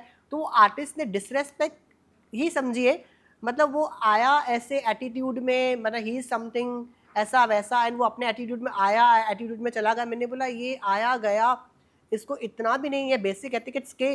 सीनियर आर्टिस्ट खड़ा है, एटलीस्ट आप विश कर दो। आप नॉर्मली अब्रॉड में जाओगे, अगर आपको लोग नहीं भी जानते आपको स्माइल देते हैं, यस यस, दे ग्रीड करते हैं। हाँ बट वो मैंने बोला ये क्या ज़माना चल रहा है कि सीनियर आर्टिस्ट की वैल्यू ही नहीं रही है। वैल्यू रही है तो सिर्फ पैसे की, आपके पास जितना पैसा आपको उतनी इज्जत मिलेगी। तो ये कहीं ना कहीं थोड़ी चीज़ मुझे ऑफेंड करती है। जैसा मेरा सवाल भी ये भी है कि जैसे न्यू कमर आजकल जो सोशल मीडिया में मतलब दिखाते कि they are like they know everything, हाँ मतलब उनको सब पता है। हाँ तो इसके बारे में आप क्या करेंगे? क्योंकि मुझे ऐसा लगता है कि सबको सब पता नहीं, जो पता तब चलता है एक्सपीरियंस के साथ। जैसा आप एक्सपीरियंस्ड हो तो आपको जितना नॉलेज होगा, मुझे नहीं लगता कोई न्यू कमर को उतना नॉलेज होगा। यहाँ उनका डिसीजंस में मेकिंग में थोड़ा फर्क आएगा ही आएगा, because it comes with the experience. But आजकल के जनरेशन से जितना मैं जितना मिला हूँ, जैसा फॉर एग्जांपल जैसे मैं भी कोरियोग्राफी करता हूँ और मैंने काफ़ी वेडिंग्स में कोरियोग्राफी की है, तो हम लोग जब बात करते हैं या इवेंट भी करता हूँ मैं, तो इवेंट बात करते हैं तो न्यू कमर्स आजकल लिस्ट देते नहीं है, बताते नहीं है कि ये रिक्वायरमेंट है, और तभी एट दी एंड बोलते हैं कि यार ये सब हमको चाहिए, अचानक से ये सब चाहिए रहता है। हाँ तो जो रिक्वायरमेंट होता है मतलब मेकअप आर्टिस्ट के लिए कि आज मैं फ्लावर्स चाहिए, जो स्पेसिफिक फ्लावर्स चाहिए रहता है हाँ फॉर टू डेकोर, हाँ वो आप समझ रहे मैं जो कह रहा हूँ। समझा मैंने। तो वो मतलब उनको आइडिया नहीं है कि ये बोला जाता है, और फिर वो दे रिएक्ट दैट वे कि भाई ये तो तुमको समझना चाहिए। नहीं, देखिए ये बात आपने बहुत सही करी है हाँ कि हम लोग ऐसे करते हैं। मेरी जो टीम है ना, हाँ आप मेरी कोई भी किसी ब्राइड से आप पूछ लीजिए, हम बुकिंग से लेके एक हफ्ता तक पहले हम रिमाइंडर देते हैं, भाई आपको ये फ्लावर्स अरेंज करने हैं, और हम पिक्चर्स भेजते हैं बाकायदा कि हमको Okay. ये फ्लावर्स चाहिए, आपके ड्रेस के हिसाब से हमको ये कलर चाहिए। अगर आप खुद अरेंज करते हैं खुद अरेंज करें, डेस्टिनेशन वेडिंग है, आपके इवेंट ऑर्गेनाइजर को आप कहेंगे कि ये आपको दे दें। एग्जैक्टली। लेकिन जो लोग नहीं करते हैं तो ये चीज़ उनको ज़रूर करनी चाहिए, क्योंकि क्या है ना, ये एक दूसरे की हेल्प हो जाती है। काम खुद का एक्चुअली काम इनका ही आसान हो रहा है ना, आर्टिस्ट का काम आसान हो रहा हाँ है ना। आप एंड मोमेंट पे आप किसी अपनी मिस्टेक किसी पे नहीं थोप सकते कि भाई तुम अरेंज करो, लेकिन तुम्हारा काम है बोलना। तो कहीं ना कहीं ये थोड़ा सा अनप्रोफेशनल है। वो यूर राइट, वो बोलना चाहिए आर्टिस्ट को। मैंने वो डिफॉल्ट हाँ। उनमें देखा है न्यू कमर्स में ज्यादा, but It's they react not कि हमें पता है कि नहीं, हमें पता है, सब पता है, आपको पता नहीं, मतलब दे रिएक्ट नहीं दैट नहीं, way. It's not about the newcomer और कोई मतलब I said this is unprofessional. Unprofessional, yeah Yeah. Yeah that's the right word, actually that's the right word. जैसे हर फील्ड में, मतलब जैसे हमारे फील्ड में भी चीटर्स होते हैं, Oh, और okay. ऐसे आपकी फील्ड में या आपको किसी ने कभी चीट किया है? चीट नहीं कहूँगा, मतलब ट्रस्ट तोड़ दिया है। My goodness. मतलब ऐसा ऐसा मतलब लोगों ने मतलब मेरा भरोसा तोड़ा है। ऑनेस्टली मैं अभी फ्रेंडशिप पे भरोसा ही नहीं करता। मेरे जो रिलेशंस हैं अभी मैं उनको लेके चलता हूँ। अब देखिए ये चीज़ मिस हो गई मेरे से, मुझे आपको बोलनी। मेरे ट्रेनिंग के साथ साथ जो मेरी टीम है ना, वो मुझे ज़बरदस्त मिली है। मतलब ये जो रिश्ते हैं ना, मैंने बिल्कुल वो अब तक मैं लेके चल रहा हूँ। लेकिन कुछ रिश्ते ऐसे टेम्पररी मुझे मिले, क्योंकि पता है मेरा नेचर कैसा है। अगर आप मेरे से फ्रेंडशिप करोगे ना, तो मैं 25 साल 30 साल के बाद भी आपके साथ वैसे ही बिहेव रखूँगा। मैं वैसे ही नहीं होना चेंज चाहिए, होता। वैसे ही होना चाहिए। और जो रिश्ते मैं लेके चल रहा हूँ वो आजकल के रिश्ते नहीं है, मेरे 30 साल 25 साल पुराने रिश्ते हैं। मेरी एक सिस्टर है जो स्पेन में रहती है, मेरा ब्लड रिलेशन नहीं है। मैं उनके घर पे गया हूँ, उनके घर पे 1 महीना रह के आया हूँ। वो आती है इंडिया, हम मतलब 30 साल से जुड़े हुए हैं। आज तक इतनी भी खटास नहीं हुई है। उनकी पूरी फैमिली के साथ अटैचमेंट है। आंटी मेरे साथ 25 साल से जुड़ी हुई है। ये जो भी लड़कियाँ आ रही है 10-15 सालों से जुड़ी हुई हैं। एक दिन का रिलेशन नहीं है। मेरी एक और अच्छी दोस्त है, शी इज़ बिलोंग्स टू ब्राह्मण फैमिली। अभी वो उनकी तबीयत ठीक नहीं है, तो उनके साथ भी मेरा वैसे ही है 25 साल का। लेकिन अभी के जो रिश्ते हैं ना, खाली काम के हैं, बोलते हैं फ्रेंड्स फॉर बेनिफिट। ओके। अब वो वाले रिश्ते हैं। मतलब आप में काम है तो आप दोस्त हो, आपसे काम निकल गया, आप कौन हो? बट काम निकालना है खाली। काम निकालना है, आपका काम खराब करना है, आपको नीचे करना है, आपके क्लाइंट्स तोड़ने हैं। तो ऐसी चीज़ें हुई। मतलब फिर जब मैंने 1-2 बात ओपनली बात करी भी, तो पता है क्या सुनने को मिला? नहीं नहीं, हम आपके साथ कैसे कंपैरिजन कर सकते हैं, आप तो हमारे गुरु हैं, ये है वो है। मैंने कहा आप एक तरफ से कह रहे हो कि मैं आपको गुरु हूँ और आप मेरी रिस्पेक्ट करते हो, लेकिन दूसरे टाइम पे आप इतने प्राइजेस कम कर रहे हो और लोगों को पता नहीं उल्टी सीधी चीज़ें कह रहे हो कि हम इसके जैसा मेकअप करते हैं, इससे अच्छा मेकअप करते हैं, ये करते हैं वो करते हैं। मतलब आपको डिग्रेड करके डिग्रेड खुद करते को हैं, अपना बड़ा दिखा के, मतलब बड़ा प्रोफाइल दिखाने बड़ा के लिए। दिखा रहे हैं। अब उनको पैसे की बात करो तो कहते हैं नहीं नहीं, हम आपके साथ कैसे कंपैरिजन कर सकते हैं, आप तो गुरु हैं, हम तो आपसे कम पैसा लेंगे। कम पैसा लोगे, लेकिन उसके बाद आप ये चीज़ें क्यों बोल रहे हो कि हम इनसे अच्छा काम करते हैं, ये करते हैं? आप अच्छा काम करते हो। आप देखो पंकज, अगर आपका काम अच्छा है ना और आपको कॉन्फिडेंस है आपके काम पे, आप 10,000 का 25,000 लो, लोग आपको ढूंढते हुए आ जाएंगे। मैं बोलता हूँ आपके टैलेंट पे आप आगे बढ़ो। करेक्ट। ये जो छोटी जो चीज़ होती है ना, ये चीज़ें पैसा कम करके आप क्लाइंट्स ले रहे हो, 10-10 15 क्लाइंट्स ले रहे हो, ये बड़ी गलत बात है। मैंने ऐसे आर्टिस्ट भी देखे हैं जो इतना पैसा लेते हैं। अच्छा, रिसेंटली अभी जस्ट 1 हफ्ता 10 दिन पहले मेरी एक आर्टिस्ट है, मैं नाम नहीं ले सकता, वो आर्टिस्ट की मैं इतनी इज्जत करता हूँ, अमेजिंग आर्टिस्ट है, मैं कभी मिला नहीं उनसे, उनसे मेरी फ़ोन पे बात हुई। तो मैंने पूछा कि आप कितना ब्राइडल का चार्ज करते हो, तो मैंने बोलता इतना तो हम साइडर्स का भी नहीं चार्ज करते यहाँ पे, आप बहुत कम चार्ज करते हो। और मुझे पता चला वो बहुत चार्ज करते हैं। तो मैंने बोला ये होती है अपने काम की वैल्यू। तो मेरा मानना है अपने काम की वैल्यू रखानी चाहिए, अपने आर्ट की वैल्यू रखानी चाहिए, अपनी वैल्यू रखानी चाहिए। वो बहुत ज़्यादा इंपॉर्टेंट है। पैसा कम करके आप क्लाइंट ले रहे हो, कब तक लोगे, कब तक? आपके टैलेंट में दम होना चाहिए। आप डंके की चोट पे बोलो नहीं मैं तो इतना ही लेती हूँ, इतना ही लूंगी, आपको करना है करो। देखो आपके पास क्लाइंट नहीं है, अगर क्लाइंट को आप चाहिए तो आएंगे आपको 10 का 25 में भी आपके पास, लेकिन आपने 100%। वो स्ट्रेटजी अपनाई है कि नहीं कम करके हमको बस बिजनेस खराब करना है, तो वो गलत बात है। ये चीज़ मैं चाहूँगा दिल से चेंज हो जाए। आप इक्वल रखो, सिमिलर प्राइजेस रखो, तो क्लाइंट को भी ऑप्शन मिलेगा कि इनसे कराए, उनसे कराए, इनसे कराए। हाँ। तब चॉइस होगी काम की, तब होगी टफ कंपटीशन। वही तो बोल रहा हूँ कि मार्केट खुद का डाउन करके हाँ, इट्स नॉट यूज ना। अगर जो प्राइजेस है थोड़ा सा यहाँ 19-20 होंगे, तब होगी टफ कंपटीशन काम में। अब कहाँ हो रहा है? अब हो रहा है दाम की वैल्यू, काम की वैल्यू नहीं। अब काम की वैल्यू हो गई है ऐसे, दाम की वैल्यू हो गई है ऐसे। जितना कम पैसा उतना ज़्यादा काम, चाहे वो कैसा भी हो। काम अच्छा है, दाम ज़्यादा है, आपको काम नहीं मिलेगा। फिलहाल अभी ऐसे चल रहा है। ओके। एटलीस्ट मेरे टाउन में तो ऐसे ही चल रहा है। बाहर तो लोग दबा के लगभग कमा ये रहे सब हैं। फील्ड में यही है कहना हाँ। कि ये चल ही रहा है ऐसा। हाँ, बट बहुत- I am getting your point, आप जो हाँ। कह रहे हैं। और नहीं, मैं ये भी बोल रहा हूँ कि लोग अभी अंडरस्टैंडिंग हो गए हैं। अभी सबको क्वालिटी वर्क चाहिए रहता है। क्वांटिटी हाँ। वर्क करके करेंगे क्या? करेंगे क्या? क्वालिटी देंगे तो फायदा है, क्वांटिटी में तो फायदा ही नहीं है। फायदा नहीं है पंकज, लेकिन कभी कभी लोग मिसगाइड हो जाते हैं। लोगों को जिनको इतना मेकअप का नॉलेज नहीं, बोलते चलो ठीक है मेकअप ही तो है, वो 25 ले रहा है, ये 10 ले रही है, मैं इसके बाद चली जाती हूँ, मेकअप ही तो लगाना है। हाँ, तो वो कभी कभी सब क्लाइंट स्मार्ट नहीं होते ना। करेक्ट। सबको मेकअप की अवेयरनेस नहीं होती है। कुछ बेचारे बड़े इनोसेंट होते हैं, उनको मेकअप का पता ही नहीं होता। उनको लगता है सिर्फ मेकअप ही तो लगाना है, ब्राइड एक तैयार ही तो होना है। तो कहीं ना कहीं वो बिजनेस ब्रेक होता है। और मैं ना ये हर फील्ड के लिए बोलना चाहूँगा कि भाई अपने काम की वैल्यू रखिए, अपनी वैल्यू रखिए, दैट्स मोर इम्पॉर्टेंट। एंड सबके बारे में सोचिए, आप भी कमाएं, दूसरे भी कमाएं, क्यों किसी का काम खराब करना? करेक्ट एकदम। क्योंकि आपका ये तो कोई लेके नहीं जाएगा, लेकिन आप इंटेंशनली करोगे, वो थोड़ा टाइम के लिए इफेक्ट करती है चीज़ें, इफेक्ट करती है। लेकिन पंकज अभी मैं आपको ना इसका दूसरा साइड बताता हूँ। ये बात थी तकरीबन 1 साल 1.5 साल पहले की बात, ठीक है। अब मैं ये चीज़ों से इतना बाहर निकल आया हूँ, अभी मुझे ये चीज़ें इफेक्ट ही नहीं करती हैं। अब मैं इतना इग्नोर कर देता हूँ, सामने से कोई मिलता है ना, हाय हेलो, मतलब मेरा कनेक्शन अभी उन लोगों के साथ ऐसा है कि अगर कहीं मिल गए 2 मिनट में आपके साथ मैं कनेक्ट हो जाऊंगा, आप जैसे ही चले गए मैं डिस्कनेक्ट, ओके, कंप्लीटली डिस्कनेक्ट। मैं याद भी नहीं रखूंगा मुझे मिला था, मिली थी। ओके, मतलब इन लोगों ने, आपने पूछा ना आपको कौन सी चीज स्ट्रॉन्ग करती, तो इन लोगों ने मुझे स्ट्रॉन्ग किया है। ओके।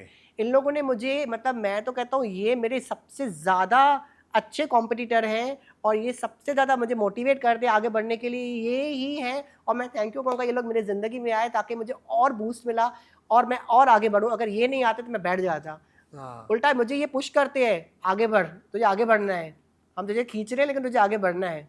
तो ये मेरे लिए एक रिमाइंडर कॉल है आगे बढ़ने के लिए। और भाई मैं तो जैसे कहा गिव अप तो करूंगा ही नहीं। अब आपको पता है वो तीर कमान वाली बात, आप तीर कमान को खींचो, वो छोड़ोगे इतना और आगे जाएगा।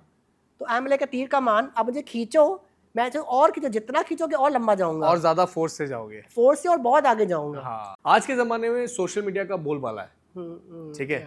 सोशल मीडिया में सब कुछ आता है, मतलब आज हर कोई सोशल मीडिया में आके अपने आप को फेमस कर देता है, भले किसी वे में भी, भले क्रिंज वे में, कंटेंट वे में। तो आपका क्या point of view as a third person, जैसा अब मैं सोशल मीडिया के बारे में पूछ रहा हूँ आपको, तो आप क्या सोचते हो उसके बारे में? मुझे आपका पॉइंट ऑफ व्यू जानना है। See, social media is the best platform अगर आप उसको सही से इस्तेमाल करो, जब तक आपको उसकी एडिक्शन नहीं लगती है, ठीक है। सोशल मीडिया देखो, जब पहले हम काम करते थे, अगर मैं मेरी फील्ड की बात करूं तो तभी होती थी माउथ पब्लिसिटी, ठीक है, माउथ टू माउथ हमको वर्क मिलता था। लेकिन अब इजी एक्सेस है, आप किसी के भी प्रोफाइल में चले जाओ, आप उसका काम देखो, एंड यू नो आप उसको अप्रोच कर सकते हो, मतलब काम बड़ा अच्छा मिलता है। लेकिन उसमें भी ऐसा है कि अगर मैं अपनी फील्ड की बात करूँ ना, तो मतलब कभी कभी लोग जब फिल्टर्स लगाते हैं उसमें, तो जो ऑडियंस है, जो क्लाइंट्स है, मिसगाइड होते हैं। लेकिन खैर अभी तो वो भी सारा सबको पता चल गया कि फ़िल्टर वगैरह लगता है। लेकिन सोशल मीडिया एक इतना बेहतरीन प्लेटफॉर्म है, मतलब जहाँ पे आप एक्सप्रेस कर सकते हो, आपको बिजनेस मिलता है, आपको ब्रांड्स प्रमोशन मिलते हैं, लेकिन इसका एक दूसरा साइड भी है, आपके जितने ज़्यादा फॉलोअर्स आपको उतनी ज़्यादा इज्जत। हाँ, आजकल तो सब फॉलोवर्स का ही गेम है पूरा और सोशल मैं मीडिया ये का। कहना चाहूँगा स्पेशली मेरे करियर के हिसाब से, जितने भी ब्रांड्स हैं, ठीक है ना, अगर वो ब्रांड्स सबको अगर इक्वल रखे ना, सपोज मेरे 10K फॉलोअर्स हैं और किसी दूसरे के 1 मिलियन फॉलोअर्स हैं, 50K है या 1 लाख है, लेकिन जो ब्रांड है एक्स वाई जेड, जो भी ब्रांड है, जो PR भेजना चाह रहा है, जो भी करना चाहता है, लेकिन अगर वो इक्वल रखेंगे ना, वो ब्रांड 10 गुना और तरक्की करेंगे। बिकॉज उनको सब तरीके से सबका क्राउड भी मिलेगा। क्योंकि जो 1 मिलियन वाला है वो भी उतनी मेहनत करेगा, 10K वाला भी उतनी मेहनत करेगा, 100 वाला भी उतनी मेहनत करेगा। इनफैक्ट 110K वाला ज़्यादा एफर्ट्स लगाएगा, ताकि वो चाहेगा मेरा कंटेंट वायरल हो जाए और मुझे अप्रिसिएशन मिले। लेकिन अभी बदले में क्या मिलता है आपको पता है? कुछ प्रोडक्ट्स जिनसे घर नहीं चलता, आप प्रोडक्ट्स खा नहीं सकते, ठीक है। correct. आपके 10K फॉलोअर्स से आपको प्रोडक्ट दिए जाएंगे, आप प्रमोशन करो, ये करो। अगर आपके 1 मिलियन फॉलोअर्स से आपको पैसा भी दिया जाएगा, मंथली पे भी किया जाएगा, और प्रोडक्ट्स भी आपको दिए पैम्पर जाएंगे। किया जाएगा, आपको बड़ा अच्छा सा PR आएगा, मतलब हर चीज़ में आप प्लस में हो, ठीक है। लेकिन मेरी ये ही रिक्वेस्ट है कंपनियों से, सारे ब्रांड से, प्लीज़ सारे आर्टिस्ट को आप इक्वल रखिए। आप देखिए आपका ब्रांड दिन दुगनी नहीं, कहते हैं दिन दुगनी नहीं, दिन 10 गुनी आपकी तरक्की करेगा। हाँ, आपका चार ब्रांड दुगनी कहाँ करेगा। से कहाँ पहुँच जाएगा, क्योंकि हर आर्टिस्ट एक अमेजिंग है। आर्टिस्ट अपने एफर्ट्स डालता है, हर आर्टिस्ट बेहतरीन काम करता है।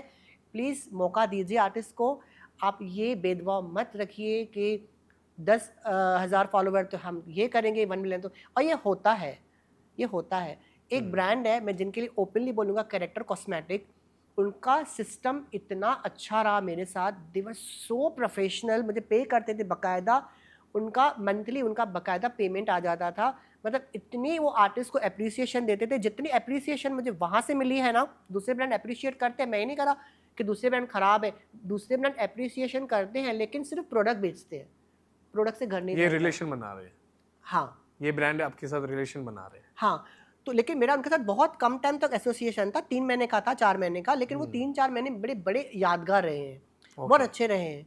मतलब वो लोग हाँ, ये था कि वो टाइम पे मेरी मम्मी एक्सपायर हो गए, तो मैं वो ज़्यादा ध्यान नहीं दे पाया उनके कंटेंट में, तो उनको थोड़ी सी मेरे से नाराज़गी थी कि ये कंटेंट नहीं दे पा रहा है, क्योंकि मैं इमोशनली बहुत डिस्टर्ब था वो टाइम पे, मैं नहीं दे पा रहा था। और उनका ही दूसरा ब्रांड है फॉरएवर 52, वो भी आर्टिस्ट लोगों को बहुत अच्छा मतलब ट्रीट करते हैं, इक्वल ट्रीट करते हैं। लेकिन दे आर सम ब्रांड्स जो बहुत ज़्यादा भेदभाव रखते हैं। मैं पर्टिकुलर किसी ब्रांड का नाम नहीं लूँगा। एक ब्रांड के साथ तो मेरा एक्सपीरियंस ऐसा रहा है, मैं उनके लिए काम कर रहा हूँ और उनकी मॉडल के साथ काम कर रहा हूँ, वो मॉडल के थ्रू मेरे से कोऑर्डिनेट कर रहा है, लेकिन बंदा मॉडल को कोऑर्डिनेट कर रहा है, मॉडल मुझे कोऑर्डिनेट कर रही है, वो बंदा सामने से नहीं आ रहा, उसको इतना एटीट्यूड कि मैं ये फलाना ब्रांड का ऑनर हूँ। अरे तुम ऑनर हो, तुम आर्टिस्ट को, मैं माना तुमने मॉडल के थ्रू मुझे अप्रोच किया, मॉडल ने तुमको मेरा रिकमेंडेशन दिया, तुम एक कर्टेसी रखो, तुम बात तो करो एक। हाँ, नहीं, क्योंकि वही फिर सेम ब्रांड वही दिनों में किसी आर्टिस्ट के साथ काम कर रहा था। ओ माय गॉड, मैंने बोला ये देखो कितना भेदभाव, क्या कहते हैं, डिस्क्रिमिनेशन। वही चीज़, मतलब वो चीज़ मुझे लगता है ख़त्म होनी चाहिए एंड सारे ब्रांड इक्वल रेस्पेक्ट दें सबको, तो आर्टिस्ट बहुत तरक्की करेगा, ब्रांड बहुत तरक्की करेगा। सोशल मीडिया की प्रोज एंड कॉन्स क्या होंगे आपके हिसाब से? हाँ देखिए, दोनों साइड्स है। मतलब नुकसान ये चीज़ का है कि कभी कभी ना जो क्लाइंट्स होते हैं ना, वो फॉलोअर्स देख के आपको जज करते हैं, हाँ, काम बाद में देखते हैं।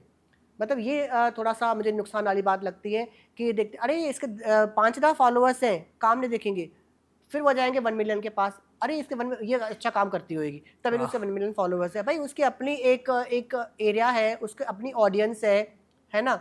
अब वो 1 मिलियन के कैसे हैं वो तो उनको ही पता, ठीक है, हम तो नहीं देख सकते।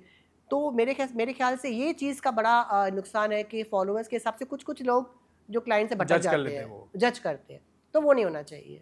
हाँ, वो ये भी नहीं जानते कि वो फेक है कि रियल है या हाँ, कुछ। और फ़ायदा ये है कि जिनको पता है, जो काम देखते हैं कि हमको काम के बेसिस पे देखना है, फॉलोअर्स को इग्नोर कर देते हैं, तो काम बहुत अच्छा मिलता है, काम अच्छा मिलता है। अच्छा yes. मिलता है।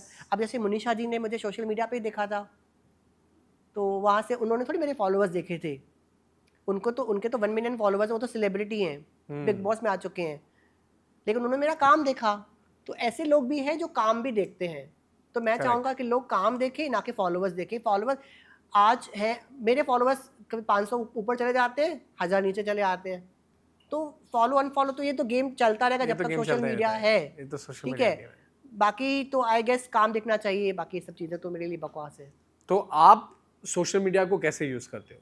मैं बहुत कम टाइम देता हूँ Okay. ऑनेस्टली। मुझे जब पोस्ट करना होता है, आपने मेरे से सच निकलवा रहे हो। नहीं, मैं जानना चाहता हूँ कि आप सोशल मीडिया को कैसे, मतलब आप हैंडल देखो, कैसे करते हो? हम सुबह से अभी बैठे हुए हैं यहाँ पे, आपने देखा है मैंने फ़ोन 10 मिनट के लिए भी लिया हो? नहीं लिया।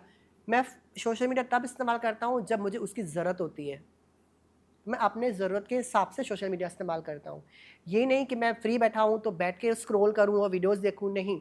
अगर मुझे जेन्युइनली किसी आर्टिस्ट का काम देखना है, मैं उसके अकाउंट में जाऊँगा, उसका काम देखूँगा, उससे इंस्पायर्ड होऊंगा, देखूँगा वो कैसे काम कर रहा है। अब मेरा काम ख़त्म हो गया, फ़ोन साइड में, फिर मेरा दिमाग चलने लगेगा कि अच्छा वो आर्टिस्ट ने ऐसा काम किया था, आई वांट टू ट्राई। एक आर्टिस्ट से यूवी गई, ओके। लुधियाना के हैं, मतलब मेरी शुरुआत ही उनके पोस्ट से होती है। अगर यूवी सर आप देख रहे हो, I love you so much, you are amazing. और मैं पहली बार सोशल मीडिया पे आके, ये प्लेटफॉर्म पे आके आपके लिए बोल रहा हूँ, बिकॉज आप जैसा आर्टिस्ट मैंने कभी नहीं देखा और हम कभी मिले नहीं हैं। लेकिन Pankaj he is amazing artist और मेरी दिन की शुरुआत ही उनसे होती है। मैं देखता हूँ उनका काम और उनसे मैं कुछ ना कुछ ज़रूर सीखता हूँ। तो मैं सोशल मीडिया को इतना ही इस्तेमाल करता हूँ जितनी मुझे ज़रूरत है, उससे ज़्यादा नहीं। उससे ज़्यादा नहीं, बिल्कुल भी नहीं। Fair enough. क्योंकि ये अच्छा भाई, ये सच है अभी का, लेकिन एक और सच ये भी है, जब मैं एंजाइटी में था, मैं थोड़ा सा आफ्टर माई मॉम, दोस्त पता है क्या होते हैं, जो आपके बुरे वक्त में आपके साथ में। करेक्ट। मेरी कोई दोस्त थी, उनके भी साथ ये सिमिलर इंसिडेंट हुआ था। मैंने उनको इतना मोटिवेट किया था, मैंने उनको उठाया था, मैंने उठ, तुझे काम करना है, तुझे आगे बढ़ना है, अभी चीज़ हो गई, जस्ट अभी मूव ऑन कर। मैंने उनको सपोर्ट किया। जब मेरा टाइम आया, गॉन,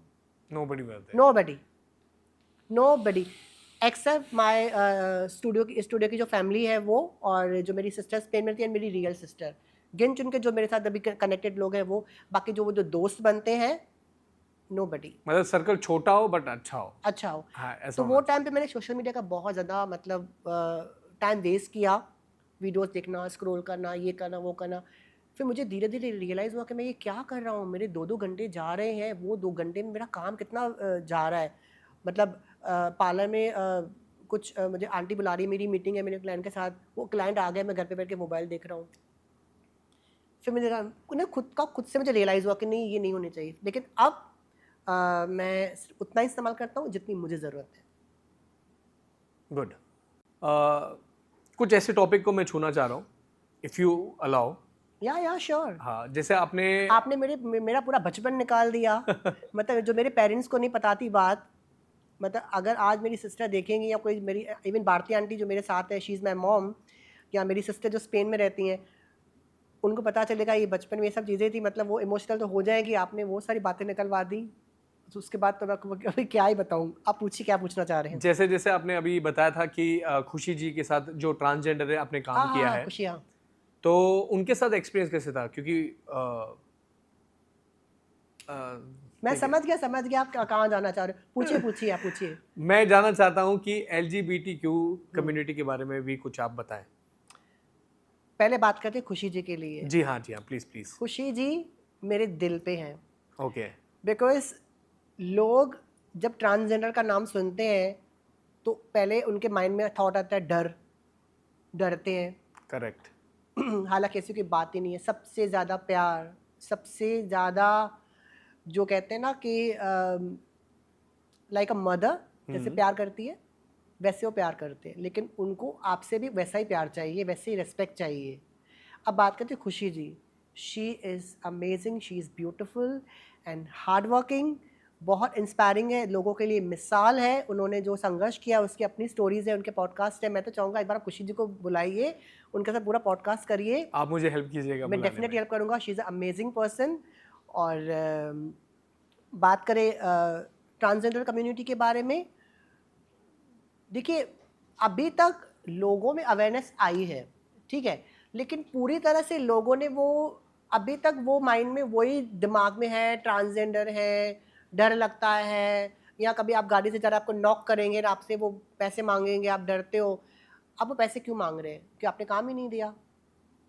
एक वक्त की रोटी कमाने के लिए वो लोग अपना बदन बेचते हैं, सेक्स वर्कर का काम करते हैं। क्यों करते हैं? क्योंकि आप लोगों ने काम नहीं दिया।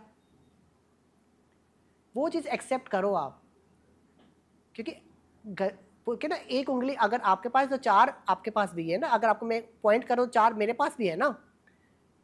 तो अगर आपने काम दिया होता, वो इक्वालिटी रखी होती, सिर्फ सोशल मीडिया पे इक्वालिटी इक्वालिटी बोलने से नहीं होगा, आपको वो Correct. करना भी पड़ेगा, आपको वो एफर्ट्स डालने पड़ेंगे। जितनी आप में हड्डियाँ हैं उतनी उनमें हड्डियाँ हैं। जो दिमाग आपका सोचता है वैसा दिमाग उनका सोचता है। ह्यूमन। चलो मैं आपको बताऊं एक बात। If you travel to Bangkok Thailand, अभी मैं ऑफनली पहले ट्रैवल करता था, अभी तो बहुत कम करता हूँ, लेकिन मुझे आज भी वो एक्सपीरियंस याद है। मैं जा रहा था कहीं पे, तो वहाँ पे देयर इज़ वेरी नॉर्मल ना, normal. कुछ नहीं है वहाँ पे ना। तो मैं देख रहा था ट्रांसजेंडर लोग हर जगह काम कर रहे हैं, हर जगह काम कर रहे हैं। तो ऐसे रैंडमली मेरे होटल के नीचे बैठे हुए थे। तो मैंने, वो लोग बहुत फ्रेंडली होते हैं, तो मैंने उनको बात किया, क्या ना ज्वाइन। तो बोला हाँ हाँ आप बैठ जाओ। तो मैंने बोला यू स्पीक इंग्लिश? तो बोल, तो टूटी फूटी जैसे मुझे आती, टूटी फूटी उनको आती है, काम चल जाता है। खैर, तो मैंने पूछा आप क्या करते हो? तो शी वॉज लाइक मैं बड़ी कंपनी में फलाना फलाना जॉब पे हूँ। Okay. मैंने बोला ओ, आपकी गवर्नमेंट आपको काम देती है? तो बोलती है यहाँ पे ऐसा नहीं है कि मैन है, वुमन है और ट्रांस है, यहाँ पे देखती है इंसान है, कि वो इंसान आपके कंपनी के लिए कितना प्रोडक्टिव है, आपके कंपनी के लिए कितना बेनिफिट वाला है। आपके जहाँ पे आपको जॉब पे रखा जाता है एज ए एम्प्लॉय देखते हैं, आपका जेंडर ही नहीं देखते हैं। तो आई विश वो इंडिया में हो, यहाँ ताकि तो लोग जज करते हैं। यहाँ पे जज करते हैं, अरे ट्रांसजेंडर है। अच्छा, ये तो छोड़ो, अगर जो फीमेल टू मेल आते हैं उनके लिए भी वही चीज़ है। पता चल जाता है कि हाँ ये मेल ट्रांसजेंडर है, मतलब फीमेल टू मेल हुआ है, फिर वैसे ही उनको ट्रीट करते हैं। मैं कहता हूँ कि आप जेंडर में क्यों जा रहे हो? आपको उनको जॉब देना है, आप देखो कितना कैपेबल है, आपके कंपनी के लिए कितना बेनिफिट देगा, आपके लिए कितने घंटे वो काम करेगा, आपको कितना अच्छा वो सर्विस देगा। आप जब आप उसको रखोगे तो आप वो देखो ना, आप पर्सन देखो ना, आप इंसान देखो ना, आप जेंडर क्यों देख रहे हो? करेक्ट है वो तो। जेंडर वो उसके बेडरूम तक है, वो क्या है क्या नहीं है। लेकिन जब काम की बात आती है, उसकी आप क्वालिटी देखिए, उसकी क्वालिफिकेशंस देखिए, उसमें क्या काबिलियत है, उसके काबिलियत के हिसाब से आप उसको जज करिए। बट यहाँ पे अभी तक मुझे लगता है कि अभी भी लोग को पता है, but they are not educated कि इस बारे में कि उनको कैसे बिहेव करना चाहिए। They are also like human to us. हाँ, एंड जैसे जैसे आपने कहा कि हम सब इक्वल है, या वो भी इक्वल है, ऑफ कोर्स। बट पीपल यहाँ अभी भी है, मुझे ऐसा लगता है कि उनको और नॉलेज की ज़रूरत है। तो इसके लिए मैंने ये सवाल आपसे पूछा। नॉलेज बहुत है लोगों में। आजकल सोशल मीडिया का ज़माना है, बच्चे बच्चे के हाथ में मोबाइल है, सबको सब कुछ पता है, लेकिन उनको एक्सेप्ट ही नहीं करना है। बात वो है, उनको सब कुछ समझते हुए भी जानते हैं, उनको एक्सेप्ट ही नहीं करना है। जब तक वो दिल से एक्सेप्ट नहीं करेंगे, दिल से वो चीज़ों को नहीं अपनाएंगे, तो कैसे उनकी ज़िंदगी बेहतर होगी? ठीक है, रही बात एजुकेशन, एजुकेशन बहुत ज़रूरी है। मेरा एक ड्रीम है, आप दुआ करें कि मुझे भगवान इतना पैसा दे और मैं ऐसी एकेडमी ओपन करूं जहां पे सिर्फ मेरे ट्रांस लोगों के लिए मैं एक एजुकेशन स्कूल खोलूं, जहां पे सिर्फ मैं उनको ट्रेन करूं और उनको ये फील्ड जो मुझे भगवान ने दिया है मैं उनको वो फॉरवर्ड करूं, और वो अपने पैरों पे खड़े हों, ब्यूटी इंडस्ट्री में अपना नाम कमाएं। देखो बहुत मुश्किल काम है, लेकिन नामुमकिन नहीं है। इम्पॉसिबल में भी पॉसिबल वर्ड आता है, करेक्ट। है ना? तो पॉसिबल है। तो मेरा ये ड्रीम है कि अगर मेरे पास बहुत ज़्यादा पैसा आ गया और अच्छी एकेडमी खोली, तो definitely once in a year और मे बी साल में 2 बार मैं ऐसे क्लासेस ज़रूर रखूँगा जहाँ पे सिर्फ ट्रांस लोग आएंगे और वहाँ पे सीखेंगे और बाकायदा अपना करियर बनाएंगे। और मैं चाहता हूँ ये कोशिश हर फील्ड में करनी चाहिए, चाहे वो डिज़ाइनर है या जैसे आप कोरियोग्राफर हैं। मतलब कितना टैलेंट है, कितना टैलेंट है, बस खाली इनको एक मौका चाहिए।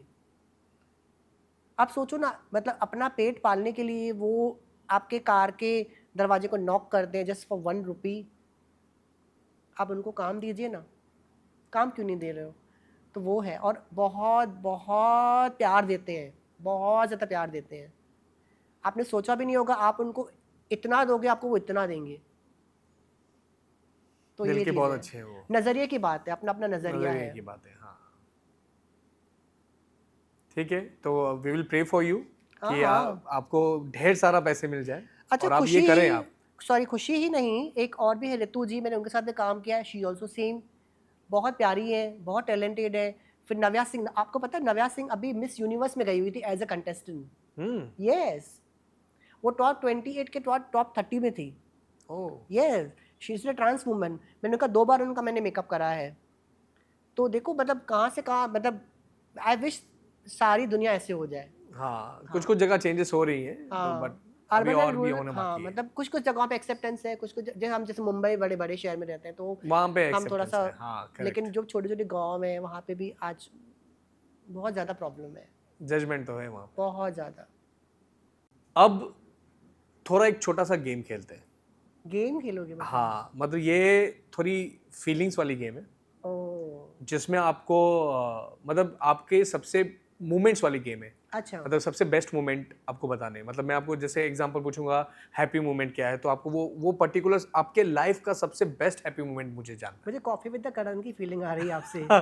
बट इधर हैम्पर नहीं है, इधर हैम्पर नहीं है। So sad. ठीक है, आपको तो रखना चाहिए हैम्पर। हैम्पर ना, वो मैं हाँ, एक टॉक शो रखूंगा आपके अच्छा, साथ, तो फिर हम लोग वो उसमें हम लोग करेंगे, गेम्स वेम्स करेंगे, but this is a small game type. Okay.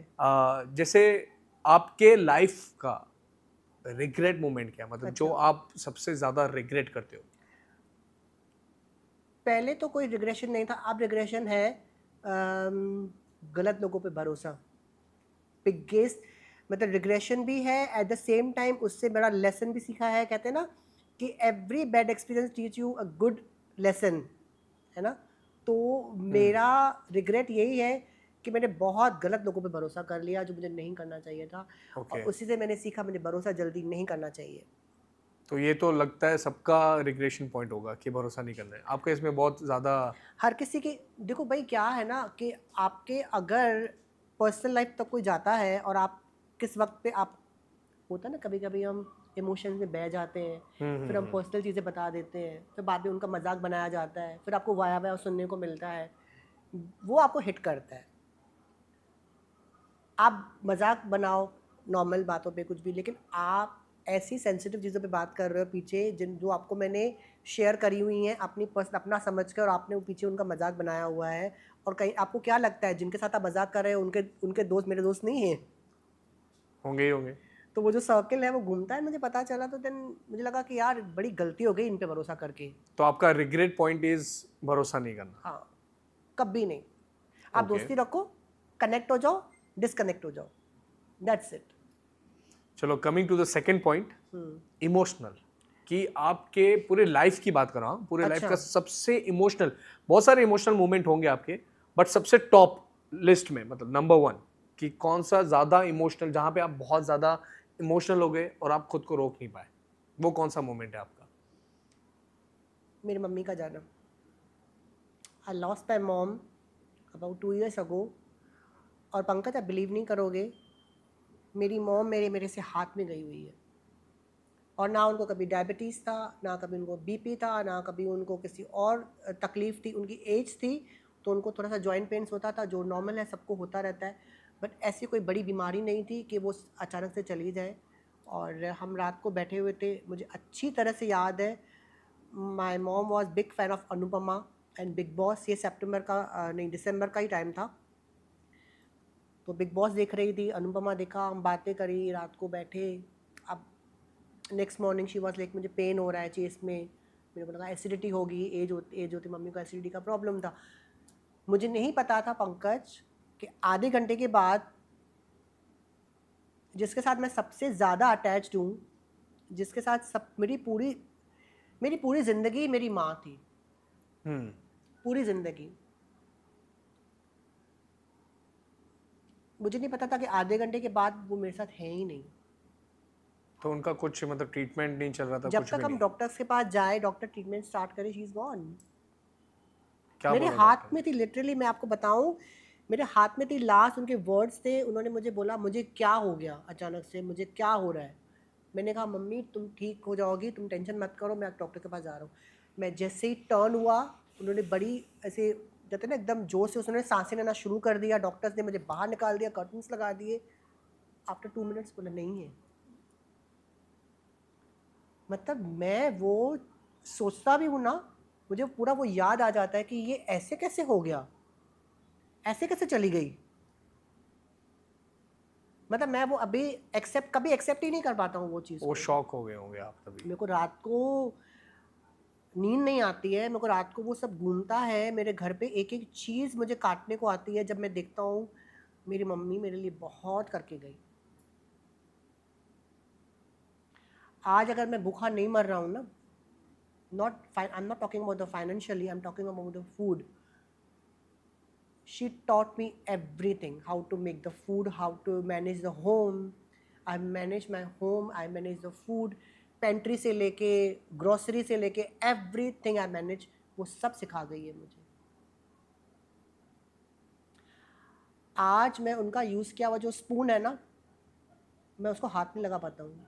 मुझे दिखती है उसमें, मुझे दिखती है वो उसमें। You still be, वो जो चेयर है, वो चेयर पे जो बैठती थी, वो चेयर पे जो स्टूल है जहाँ पे वो पैर रखती थी, शाम को चाय मेरे हाथ के, मैं कहीं भी हूँ ना, अगर बाहर हूँ बात अलग, अगर मैं उल्लासनगर में हूँ मुझे फ़ोन करती थी आ और मुझे चाय बना के दे, उसको उनको मेरे हाथ की चाय चाहिए और हम साथ में चाय पीते थे। 99%।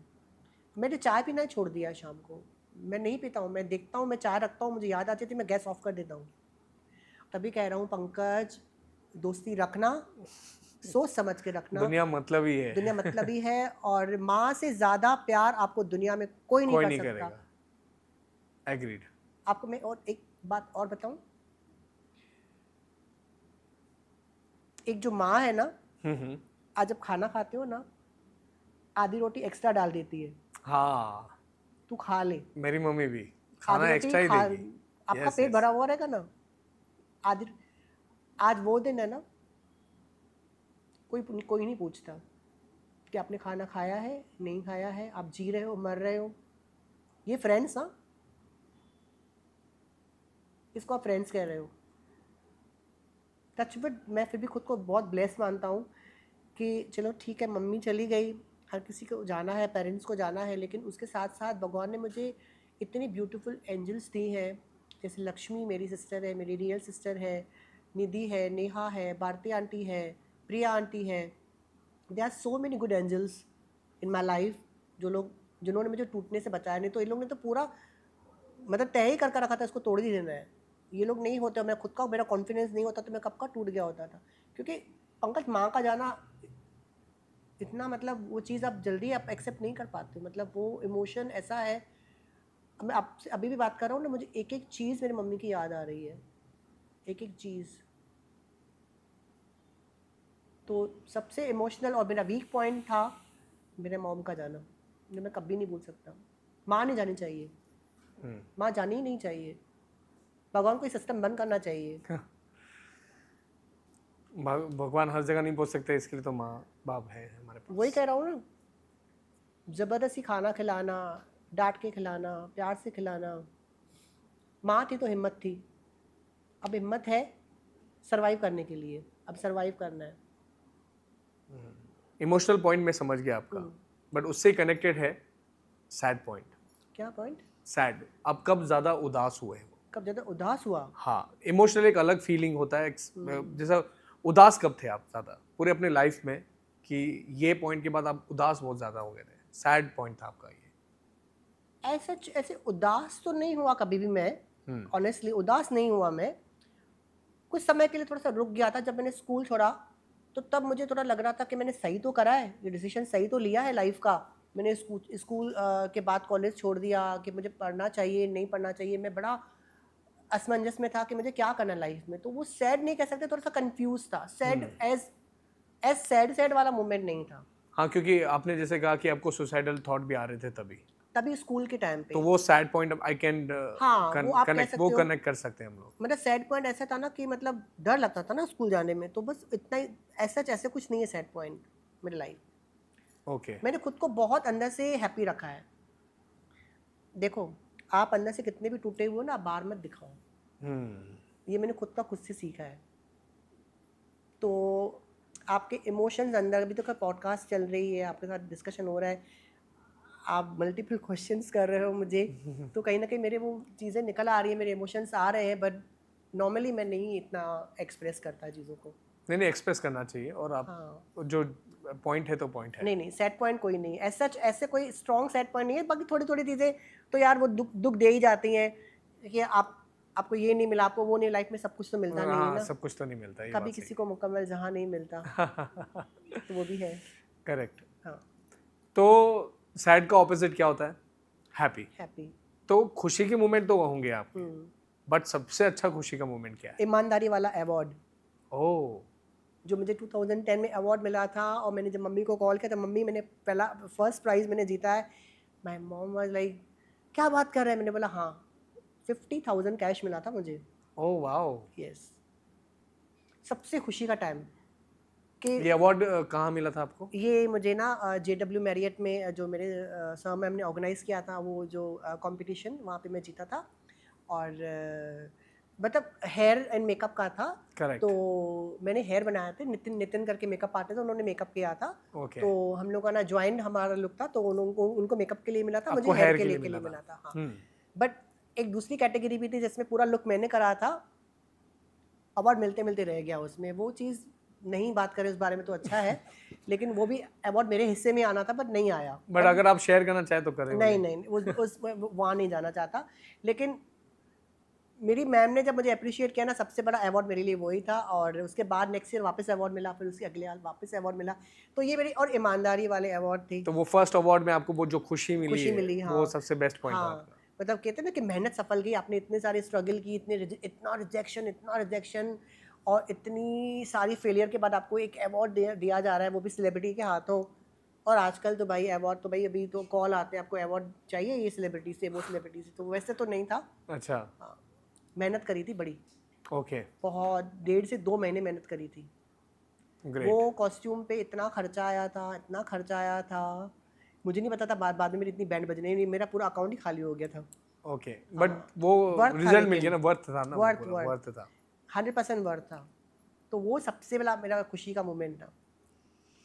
Okay, now coming to the next, आपका अनफॉरगेटेबल मोमेंट। अनफॉरगेटेबल मोमेंट, हाँ। जब मैंने पहले इंटरनेशनल ट्रैवल किया था। ओह, कहाँ गए थे आप? थाईलैंड। थाईलैंड गए थे। हाँ, ये कब की बात है? It's about 2019। 2019 में गए थे आप? ओके, हाँ, तो कुछ वर्क के रिलेटेड गए थे या जस्ट? 2019 या 2019। ओके, तो वर्क के रिलेटेड गए थे आप या? नहीं, मैं वर्क रिलेटेड नहीं गया था, उसके बाद वर्क रिलेटेड गया था। ऑफ कोर्स मैं हाँ। फुकेट में ब्राइड के लिए गया था। मेरा ना ड्रीम था कि मैं एक बार ना इंटरनेशनल ट्रैवल करूं, एक्सप्लोर Okay. करूं। मुझे ना घूमना बड़ा अच्छा लगता है। ओके, यहाँ पे भी मुझे इंडिया इनफैक्ट ज़्यादा अच्छी लगती है घूमने में, लेकिन एक क्रेज़ होता है ना कि एक बार आप जाओ, आप try थोड़ा करो। इंटरनेशनल बाहर जाओ, पासपोर्ट दिखाओ अपना, हाँ, वो सब तो चीज़। हाँ, पासपोर्ट पे मुझे वो स्टैम्प चाहिए था। स्टैम्प चाहिए। तो फिर मैं वो जब गया था, तो मैंने जब वहाँ की वो दुनिया देखी और वहाँ पे जो लोग देखे, मतलब वो घूमना नहीं था, वो सीखना था। Okay, you learn so many things. जितना आप ट्रैवल करते हो उतना आप ज़्यादा सीखते हो। और मैं तो किसी के साथ भी जेल अप हो जाता हूँ, मतलब मैं नहीं भी जानूंगा ना, आपसे बात करना स्टार्ट करूँगा, आपके बारे में जानना चाहूँगा, आपसे कुछ एक्सपीरियंस शेयर, आपसे मैंने एक्सपीरियंस लूँगा मैं वो चीज़ का। एक वो कहीं ना कहीं कनेक्ट करता है कि चलो ये बंदे से बात करके देखते हैं। ओके। मेरा फर्स्ट वो जो होता ना एकदम एक्साइटमेंट वाली चीज़, वो मेरा फर्स्ट इंटरनेशनल ट्रिप था। ऐसा क्यों होता है कि सबका इंटरनेशनल ट्रिप पहला थाईलैंड ही होता है? I don't know, easy to go है, मतलब देयर इज अच्छा, नो वीजा ऑन अराइवल है इसके लिए? Visa on arrival, there is no any restriction, then I तो ट्रैवल अलाउड। उसके बाद तो बहुत ही, हाँ, लेकिन बाकी वर्क रिलेटेड आप ज़्यादा ट्रैवल वर्क किए? रिलेटेड भी गया। मेरी सिस्टर यूरोप में रहती है, मैं उन्होंने मुझे इनवाइट किया था, मैं वहाँ गया था। तो मतलब थाईलैंड तो मतलब फिर मेरा नेक्स्ट होम बन गया। फिर एवरी टाइम मैं वो, मुझे लोग बोलते हैं तू पागल है, बार बार एक ही जगह जाता है। मैंने बोला पागल नहीं हूँ, वहाँ की वाइब्स मुझे अच्छी लगती हैं। अभी लड़कों को थाईलैंड के लिए बोलेंगे तो वो अलग ट्रैक पे चले जाते हैं, but from my point of view Thailand is like full of freedom. Freedom. या फुल ऑफ फ्रीडम, तो मुझे बड़ा पसंद है, मेरा फेवरेट प्लेस है तो वर्क के रिलेटेड आप कहाँ ट्रैवल किए आपने? फुकेट। फुकेट किए? ओनली वन इंटरनेशनल ट्रिप या? या ओनली वन। ओके, ये थोड़ा मतलब ऐसा है कि मेरी वाइफ का रिक्वेस्ट है। ओह, हाँ, बताओ। बिकॉज जैसे उन्हें पता चला कि आप गेस्ट हो हमारे, तो मेरी वाइफ ने बोल दिया कि भाई टिप्स लेकर आना। तो अभी वो एक सेगमेंट करते हैं हम हाँ। लोग जहाँ पे आप टिप्स बताओ, जैसे कि अच्छा। न्यू जनरेशन को कैसे आप टिप्स बताएंगे, मतलब लाइक कैसे, मतलब क्या टिप्स उनको लेना चाहिए? अगर आप मुझे क्लियरली क्वेश्चन करेंगे कि किस बारे में आपको जानना चाहते हो तो मैं एग्जैक्टली आपको बता जैसे कि पाऊंगा। जैसे होम सॉल्यूशंस होते हैं, हाँ, ओके ओके। एजेड पीपल होते हैं, या उनको कैजुअल मेकअप कैरी करना होता है, तो उन लोग मतलब क्या टिप्स फॉलो करें तो जिससे उनका थोड़ा यहाँ डेली रूटीन में आ जाए और वो ज़्यादा ओवर मेकअप भी ना लगे एंड बिलो मेकअप भी ना लगे, ओके। मतलब होता है ना एक ये टिप्स फॉलो करना चाहिए तो आपका थोड़ा लुक मेंटेन रहता है, हाँ क्योंकि ऑब्वियसली हम लोग जब वेडिंग जाते हैं तो हाँ। उसमें तो मेकअप करना ही पड़ता है, बट जब रेगुलरली आउटिंग होती है या किधर जाते हैं फिर भी girls has to carry makeup, yes. So वो काइंड ऑफ टिप्स चाहिए यहाँ दे, स्किन केयर टाइप हो गया या आपके थ्रू या कुछ भी जो स्किन खराब ना हो जाए, या मेकअप के पहले या मेकअप के बाद में क्या उनको यूज करना चाहिए, मतलब बेसिकली। सी टिप्स देने से पहले ना आपको मैं एक छोटा सा एक आपको कोट नहीं कह सकता, मतलब एक तकिया कलाम होता है ना जैसे बोलते हैं। एक आर्टिस्ट है यूएस के, पैट्रिक स्टार, जिनका एक ब्रांड है वन साइज। उन्होंने बड़ी अच्छी बात कही है, makeup is one size fits for all. Okay. तो ये बात है, मेकअप जो है ना सबके लिए बना हुआ है, man women anybody can wear makeup. हाँ, मेरा ये भी क्वेश्चन था कि हाँ, can man. Yes yes, okay yeah. Of course. तो अब देखिए, मेकअप बनाई है लगाने के लिए, है ना, लेकिन सही तरीके से लगाया गया मेकअप बहुत खूबसूरत लगता है। लेकिन मेकअप डिज़ास्टर भी हो सकता है, आपका चेहरा ख़राब भी कर सकता है। लेकिन मेकअप से पहले इट्स इम्पॉर्टेंट योर स्किन।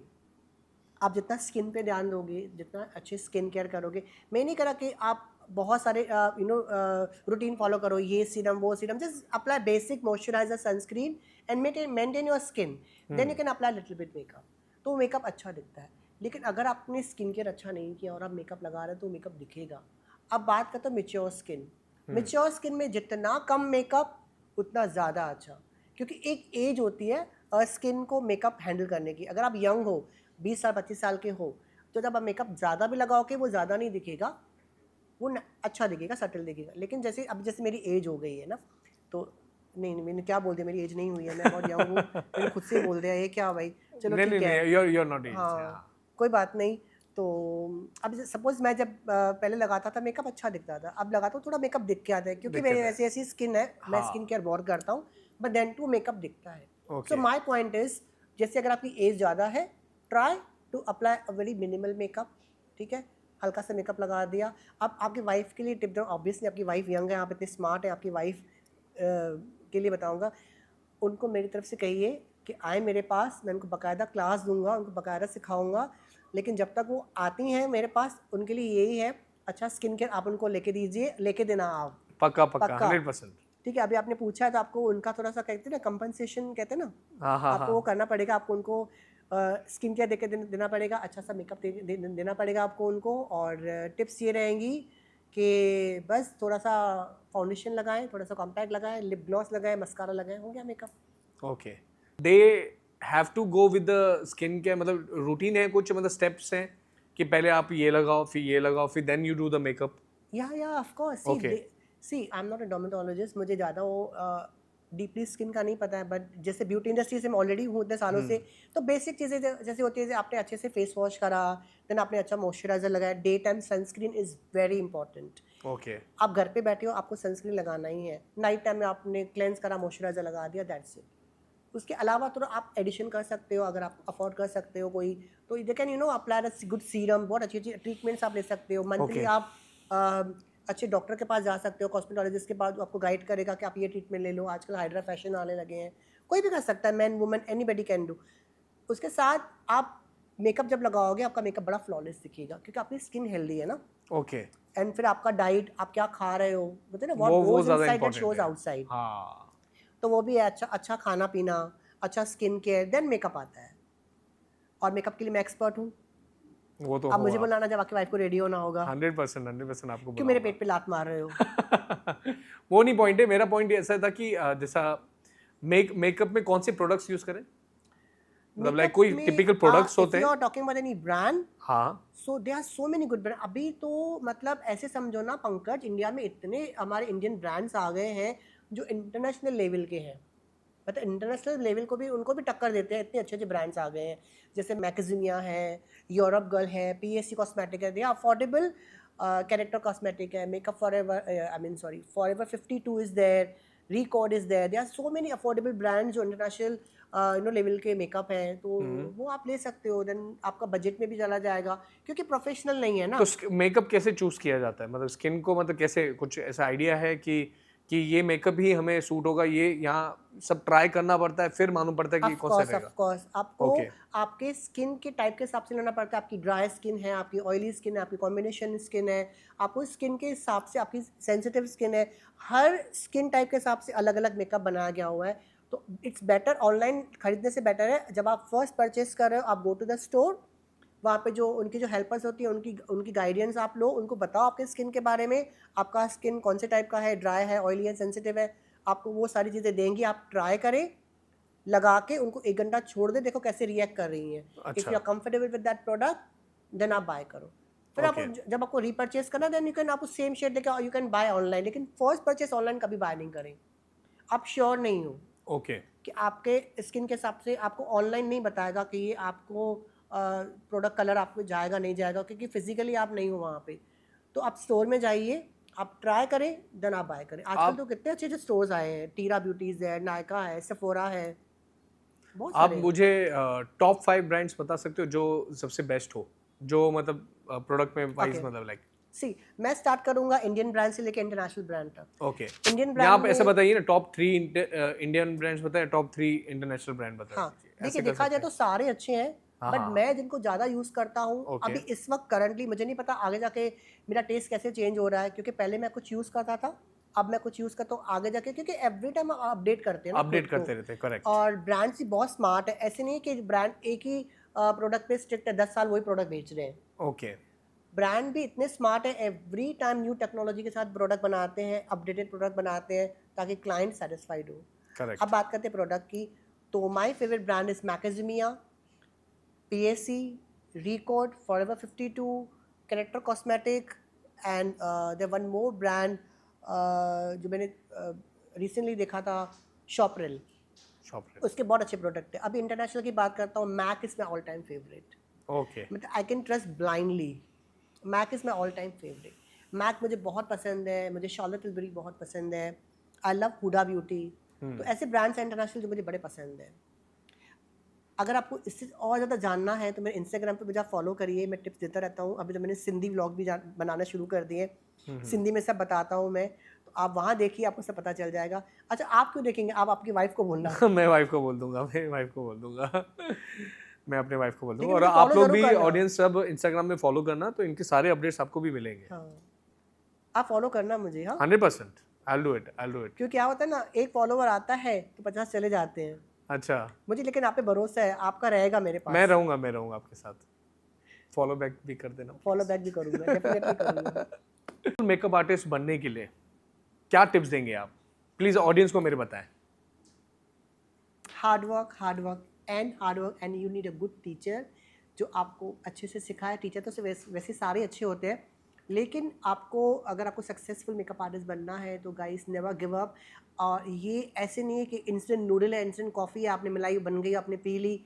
ये है हार्ड वर्क। और गाइस, अगर जब आप सीखते हो 2 साल तक आप भूल जाओ, आपको क्लाइंट्स मिलेंगे या थोड़े बहुत मिलेंगे, लेकिन आपको कंसिस्टेंसी रखनी पड़ेगी, आपको शूट्स रखने पड़ेंगे, मॉडल शूट करने पड़ेंगे, आपको अच्छे से आपका हाथ मेकअप पे बैठाना होगा, क्योंकि आपकी खुद की गलतियाँ आपको खुद पकड़नी है, ठीक है।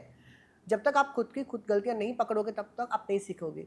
पहले आपको टीचर चाहिए सिखाने के लिए, उसके बाद सबसे बड़ा टीचर होंगे आप खुद, ठीक है। तो खुद के खुद टीचर बनिए आप सीखने के बाद, गलतियों से सीखिए, खुद को बेहतर करिए। काम कहीं नहीं जाने वाला, काम मिलने वाला है आपको, सक्सेस आपको मिलनी ही है, क्योंकि आपको सक्सेस के लिए आपको बहुत बहुत बहुत एंड बहुत मेहनत करनी है एंड पेशेंस रखना है। बहुत बार क्या होता है, सीख जाते हैं, फिर हम एक्सपेक्ट करते हैं कि हमको बस काम मिलना शुरू हो जाएगा, हम फेमस हो जाएंगे। ऐसा नहीं होता, रातों रात सक्सेस कभी किसको नहीं मिलती है। तो प्लीज़ गिव अप मत करिए, ये मेरी आप सबसे एक गुजारिश है। जब आप ये इंडस्ट्री में आ रहे हो, खुद को टाइम दीजिए, आपके काम को टाइम दीजिए और बहुत सारी प्रैक्टिस करिए। क्या वर्कशॉप लेते? यस, बिल्कुल। अब तक आपने कितने वर्कशॉप्स लिए हैं? पंकज एज सच मुझे इतना याद नहीं है मैंने कितने लिए हैं, बट मेगा ब्यूटी अकेडमी के साथ मेरा लंबा एसोसिएशन रहा था। अब मैंने थोड़ा सा ब्रेक लिया क्योंकि उनको भी एक नया आर्टिस्ट चाहिए अकेडमी के लिए, हर किसी को नया चाहिए रहता है, मुझे एक नया एनवायरनमेंट चाहिए था। लेकिन फ्यूचर में अगर कुछ वापस होगा मैं डेफिनेटली मेगा ब्यूटी में वापस ज्वाइन करूँगा। और मैंने ज़्यादातर स्टूडेंट को वहीं सिखाया है। अभी मैं अपने स्टूडियो में सिखाना स्टार्ट किया बिकॉज मेरे पास इतनी स्पेस नहीं है, तो मैं ज़्यादा लोगों को नहीं बुला पाता, तो मैं 7-8 स्टूडेंट को सिखाता हूँ और अच्छे से सिखाता हूँ। उसमें ध्यान भी ज़्यादा लगता होगा। बहुत ज़्यादा। तो आप ट्रैवल करते हो वर्कशॉप के लिए, या अभी आप प्रेफर कर रहे हो अपने स्टूडियो में नहीं ही नहीं, कराना? देखिए अगर कोई ऑर्गेनाइजर मुझे बुलाना चाहता है तो मैं जाता हूँ, लेकिन उसके लिए आपको मेरा इंस्टाग्राम को फॉलो करना पड़ेगा। मेरी सारी डिटेल्स वहाँ पे आती हैं। मैं सारा अपडेट 99% इंस्टाग्राम पे डालता हूँ, मेरे अपकमिंग क्लासेस के बारे में, या मेरी ब्राइडल बुकिंग्स के बारे में, या कभी कभी होता है ना किसी का वेन्यू चेंज हो जाता है या डेट चेंज हो जाती है, तो मैं वो भी डाल देता हूँ कि this date I am free. Okay okay, क्योंकि लोग महीनों महीनों पहले बुकिंग करा लेते हैं 100% ना, 100%। इसलिए क्योंकि अभी आपका सीजन भी आने अभी वाला है। ब्राइडल सीजन स्टार्ट होने यस यस, वाला है। ब्राइडल सीजन चालू होने वाला है। को वर्कशॉप में कुछ ऐसा वर्स्ट एक्सपीरियंस हुआ है आपका? नहीं नहीं, वर्स्ट एक्सपीरियंस नहीं होता, एक डिसअपॉइंटमेंट ज़रूर होती है पंकज। क्योंकि क्या होता है ना, जब बच्चे सीखने आते हैं, मैं ये नहीं कहूँगा अगर मेरी क्लास में अगर 10 बच्चे तो 10 के 10 बच्चे सक्सेसफुल होंगे, करेक्ट। ठीक है। वो टीचर पे नहीं होता, टीचर आपको भी वैसे अटेंशन देगा, इसको भी वही अटेंशन देगा, ठीक है। लेकिन ये होता है स्टूडेंट के ऊपर। कुछ स्टूडेंट बहुत फोकस्ड होते हैं, वो तरक्की कर लेते हैं, कुछ गिव अप कर देते हैं। मेरे पास ऐसे ऐसे मैं सुनता हूँ इंसिडेंट कि लोगों ने वेनिटी सेल करना स्टार्ट कर दिया कि they don't want to continue. फिर मुझे बड़ा बुरा लगता है क्योंकि Okay. फैमिली एक्सपेक्ट करती है कि सक्सेस होगा, क्योंकि पैसा बड़ा लगता है। आप ये मत समझो कि मेकअप है तो चलो हो जाएगा, लाखों रुपए की इन्वेस्टमेंट होती है इसके अंदर। अच्छा मेकअप है, ख़राब होना ही है, एक्सपायर होना है चीज़, तो उसको ज़िंदगी भर अपडेट तो भी चलने रहना वाली, पड़ेगा ना, अपडेट आपको करना अपडेट भी पड़ता रहना है। पड़ेगा। तो मुझे लगता है जब आप श्योर होना है चीज़ के बारे में और आप कॉन्फिडेंट हो और आपको गिव अप नहीं करना है, तो आप ज़रूर सीखें। जब आप थोड़ा सा डाइसी हो या फिर शौकिया सीख रहे हो, बात अलग है, लेकिन अगर ये प्रोफेशन में आना है तो आपको इंतज़ार करना पड़ेगा सक्सेस का। चलो आज नहीं मिलेगी, कल नहीं मिलेगी, मुझे 8 साल लगे, 10 साल, लेकिन आप एटलीस्ट 2 साल तो वेट करो। तो वो पेशेंस होना चाहिए। तो जितने भी बच्चे देख रहे हैं, जितने भी बच्चे मेरा ये पॉडकास्ट सुन रहे हैं, जो ये प्रोफेशन में आना चाह रहे हैं, मैंने पहले भी टिप दिया है सक्सेसफुल के बारे में, लेकिन ये मेरी रिक्वेस्ट रहेगी आप सब लोगों से, प्लीज़ प्लीज़ पेशेंस रखिए। और जब आप सीख रहे हो आपको सक्सेस मिलेगी ही मिलेगी, क्योंकि हर इंसान को नया एक ट्राई करना होता है। ब्राइड्स को हमेशा नया मेकअप आर्टिस्ट ट्राई करना होता है, और आज सोशल मीडिया के ज़माने में एक्सपोजर मिलना बहुत ईजी है। और कोई बेस्ट एक्सपीरियंस आपका वर्कशॉप में?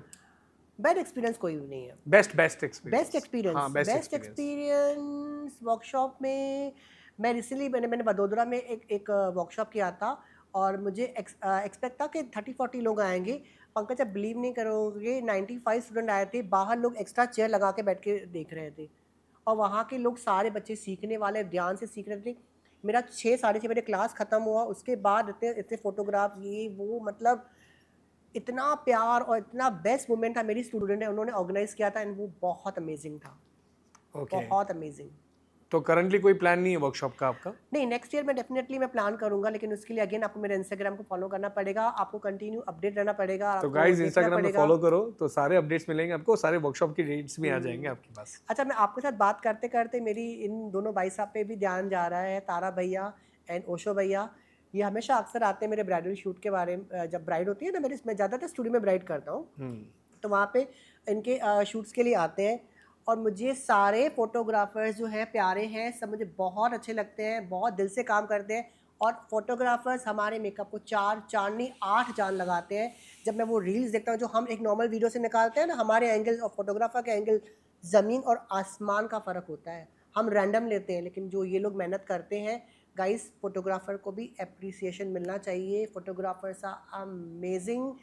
मतलब मेरा छोटा सा स्टूडियो है, जितने भी फोटोग्राफर्स मेरे स्टूडियो में आए हैं इतना भी तंग नहीं करते, इतना भी नहीं। मैं अपना काम करता हूँ, वो हाँ, जब मुझे बैक टू बैक ब्राइड होती है मैं थोड़ा सा तब फोटोग्राफर से इरिटेट नहीं होता। ब्राइड्स कभी कभी थोड़ा सा लेट आती हैं, कुछ मुझे प्रेशर होता है काम का कि मुझे इसके बाद नेक्स्ट ब्राइड है, इसके बाद, क्योंकि सबको टाइम पे पहुँचाना होता है। तो बस मुझे ये कहना चाहूँगा कि I love you all the photographers of my town, and all are amazing, and thank you so much हमारे काम को और बेहतर दिखाने के लिए। जो रील्स आप लोग डालते हो, मुझे लगता है यार ये मुझे सेंड कर दे, मैं मेरे पेज पे डाल दूँ, लेकिन नालायकों कोई नहीं सेंड करता। प्रॉमिस सब करके जाते हैं हम आपको भेजेंगे, कोई नहीं भेजता। नालायकों भेजो, तुम आपको डालें, आपको टैग करें। And love you all. Good one good one good. And they are very old team of mine. Of course I know him काफी. सिंस लॉन्ग, मतलब मुझे लगता है आराम से 20 साल तो आराम से हो गए होंगे तारा भैया को. ओशो कितने टाइम से मिलते, सारे एक्सपीरियंस आर्टिस्ट, सारे एक्सपीरियंस. बहुत बहुत. तो ये हमारा लास्ट सेगमेंट है. तो जैसे मैंने अभी आपको इतने सवाल किए, इतने सब कुछ किए, तो आपको कुछ मेरे बारे में कहना है या ये शो के बारे में कुछ कहना है तो प्लीज़ आप एड्रेस कर सकते हैं. ओ माय गॉड पंकज, मैं आपसे नहीं मिला था. तारा भैया से मेरी सारी कन्वर्सेशन हो रही थी.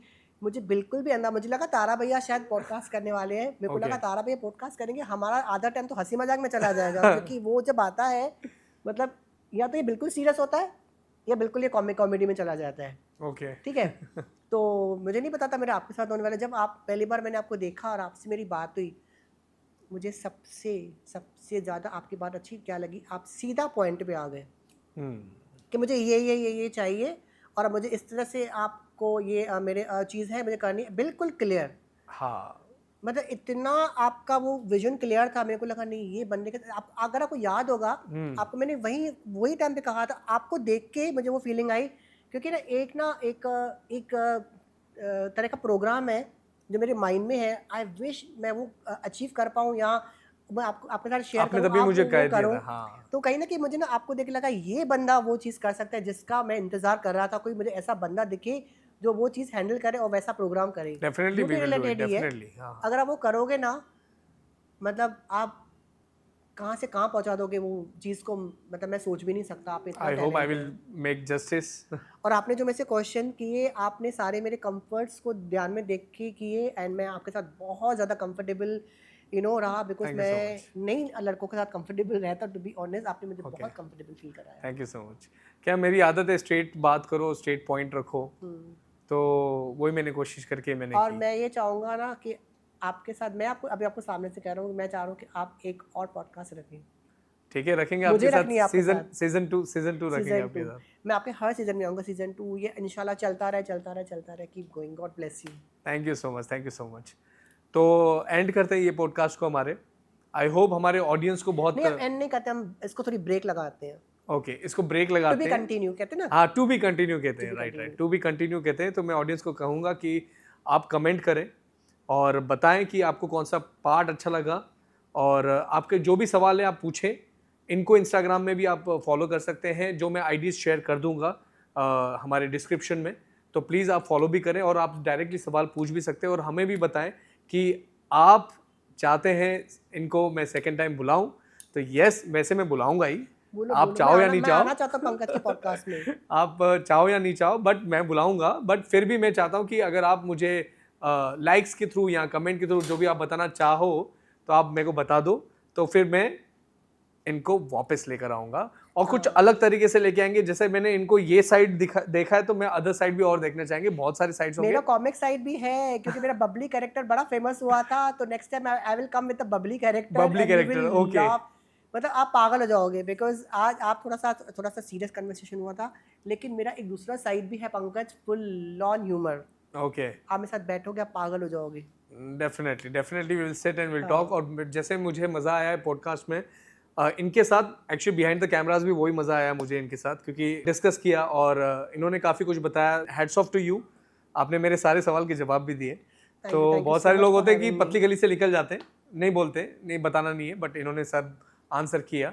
तो I would like to thank you. And thanks to you, आपने मुझे बुलाया, मुझे बहुत अच्छा लगा. और मैं आपके जितने भी पॉडकास्ट अभी आप करने वाले, मैं सारे देखने वाला हूँ, सारे शेयर करने वाला हूँ. मैं देखना चाह रहा हूँ कि आप कैसे लोगों से निकलवा रहे हो. Okay, I will do that. बात है यहाँ ऐसे एकदम अंदर से निकाल देता है बातें. मतलब मैंने ख्वाब में भी नहीं सोचा था, और मैंने जो भी हमारा डिस्कस, ये मेरी स्कूल लाइफ में लेके जाएगा. So ठीक है, anyway thank you so much. Yes, thank you for coming on the show. Thank you so much. तो गाइस प्लीज फॉलो करो, सब्सक्राइब करो, लाइक करो, कमेंट भी करो और शेयर करना ना भूलो, बिकॉज अगर आप शेयर करेंगे तो हमें मोटिवेशन मिलेगा. और हम ऐसे और पॉडकास्ट बनाते रहेंगे. So support us guys. Thank you so much. Thank you for watching. Okay, done. Yeah.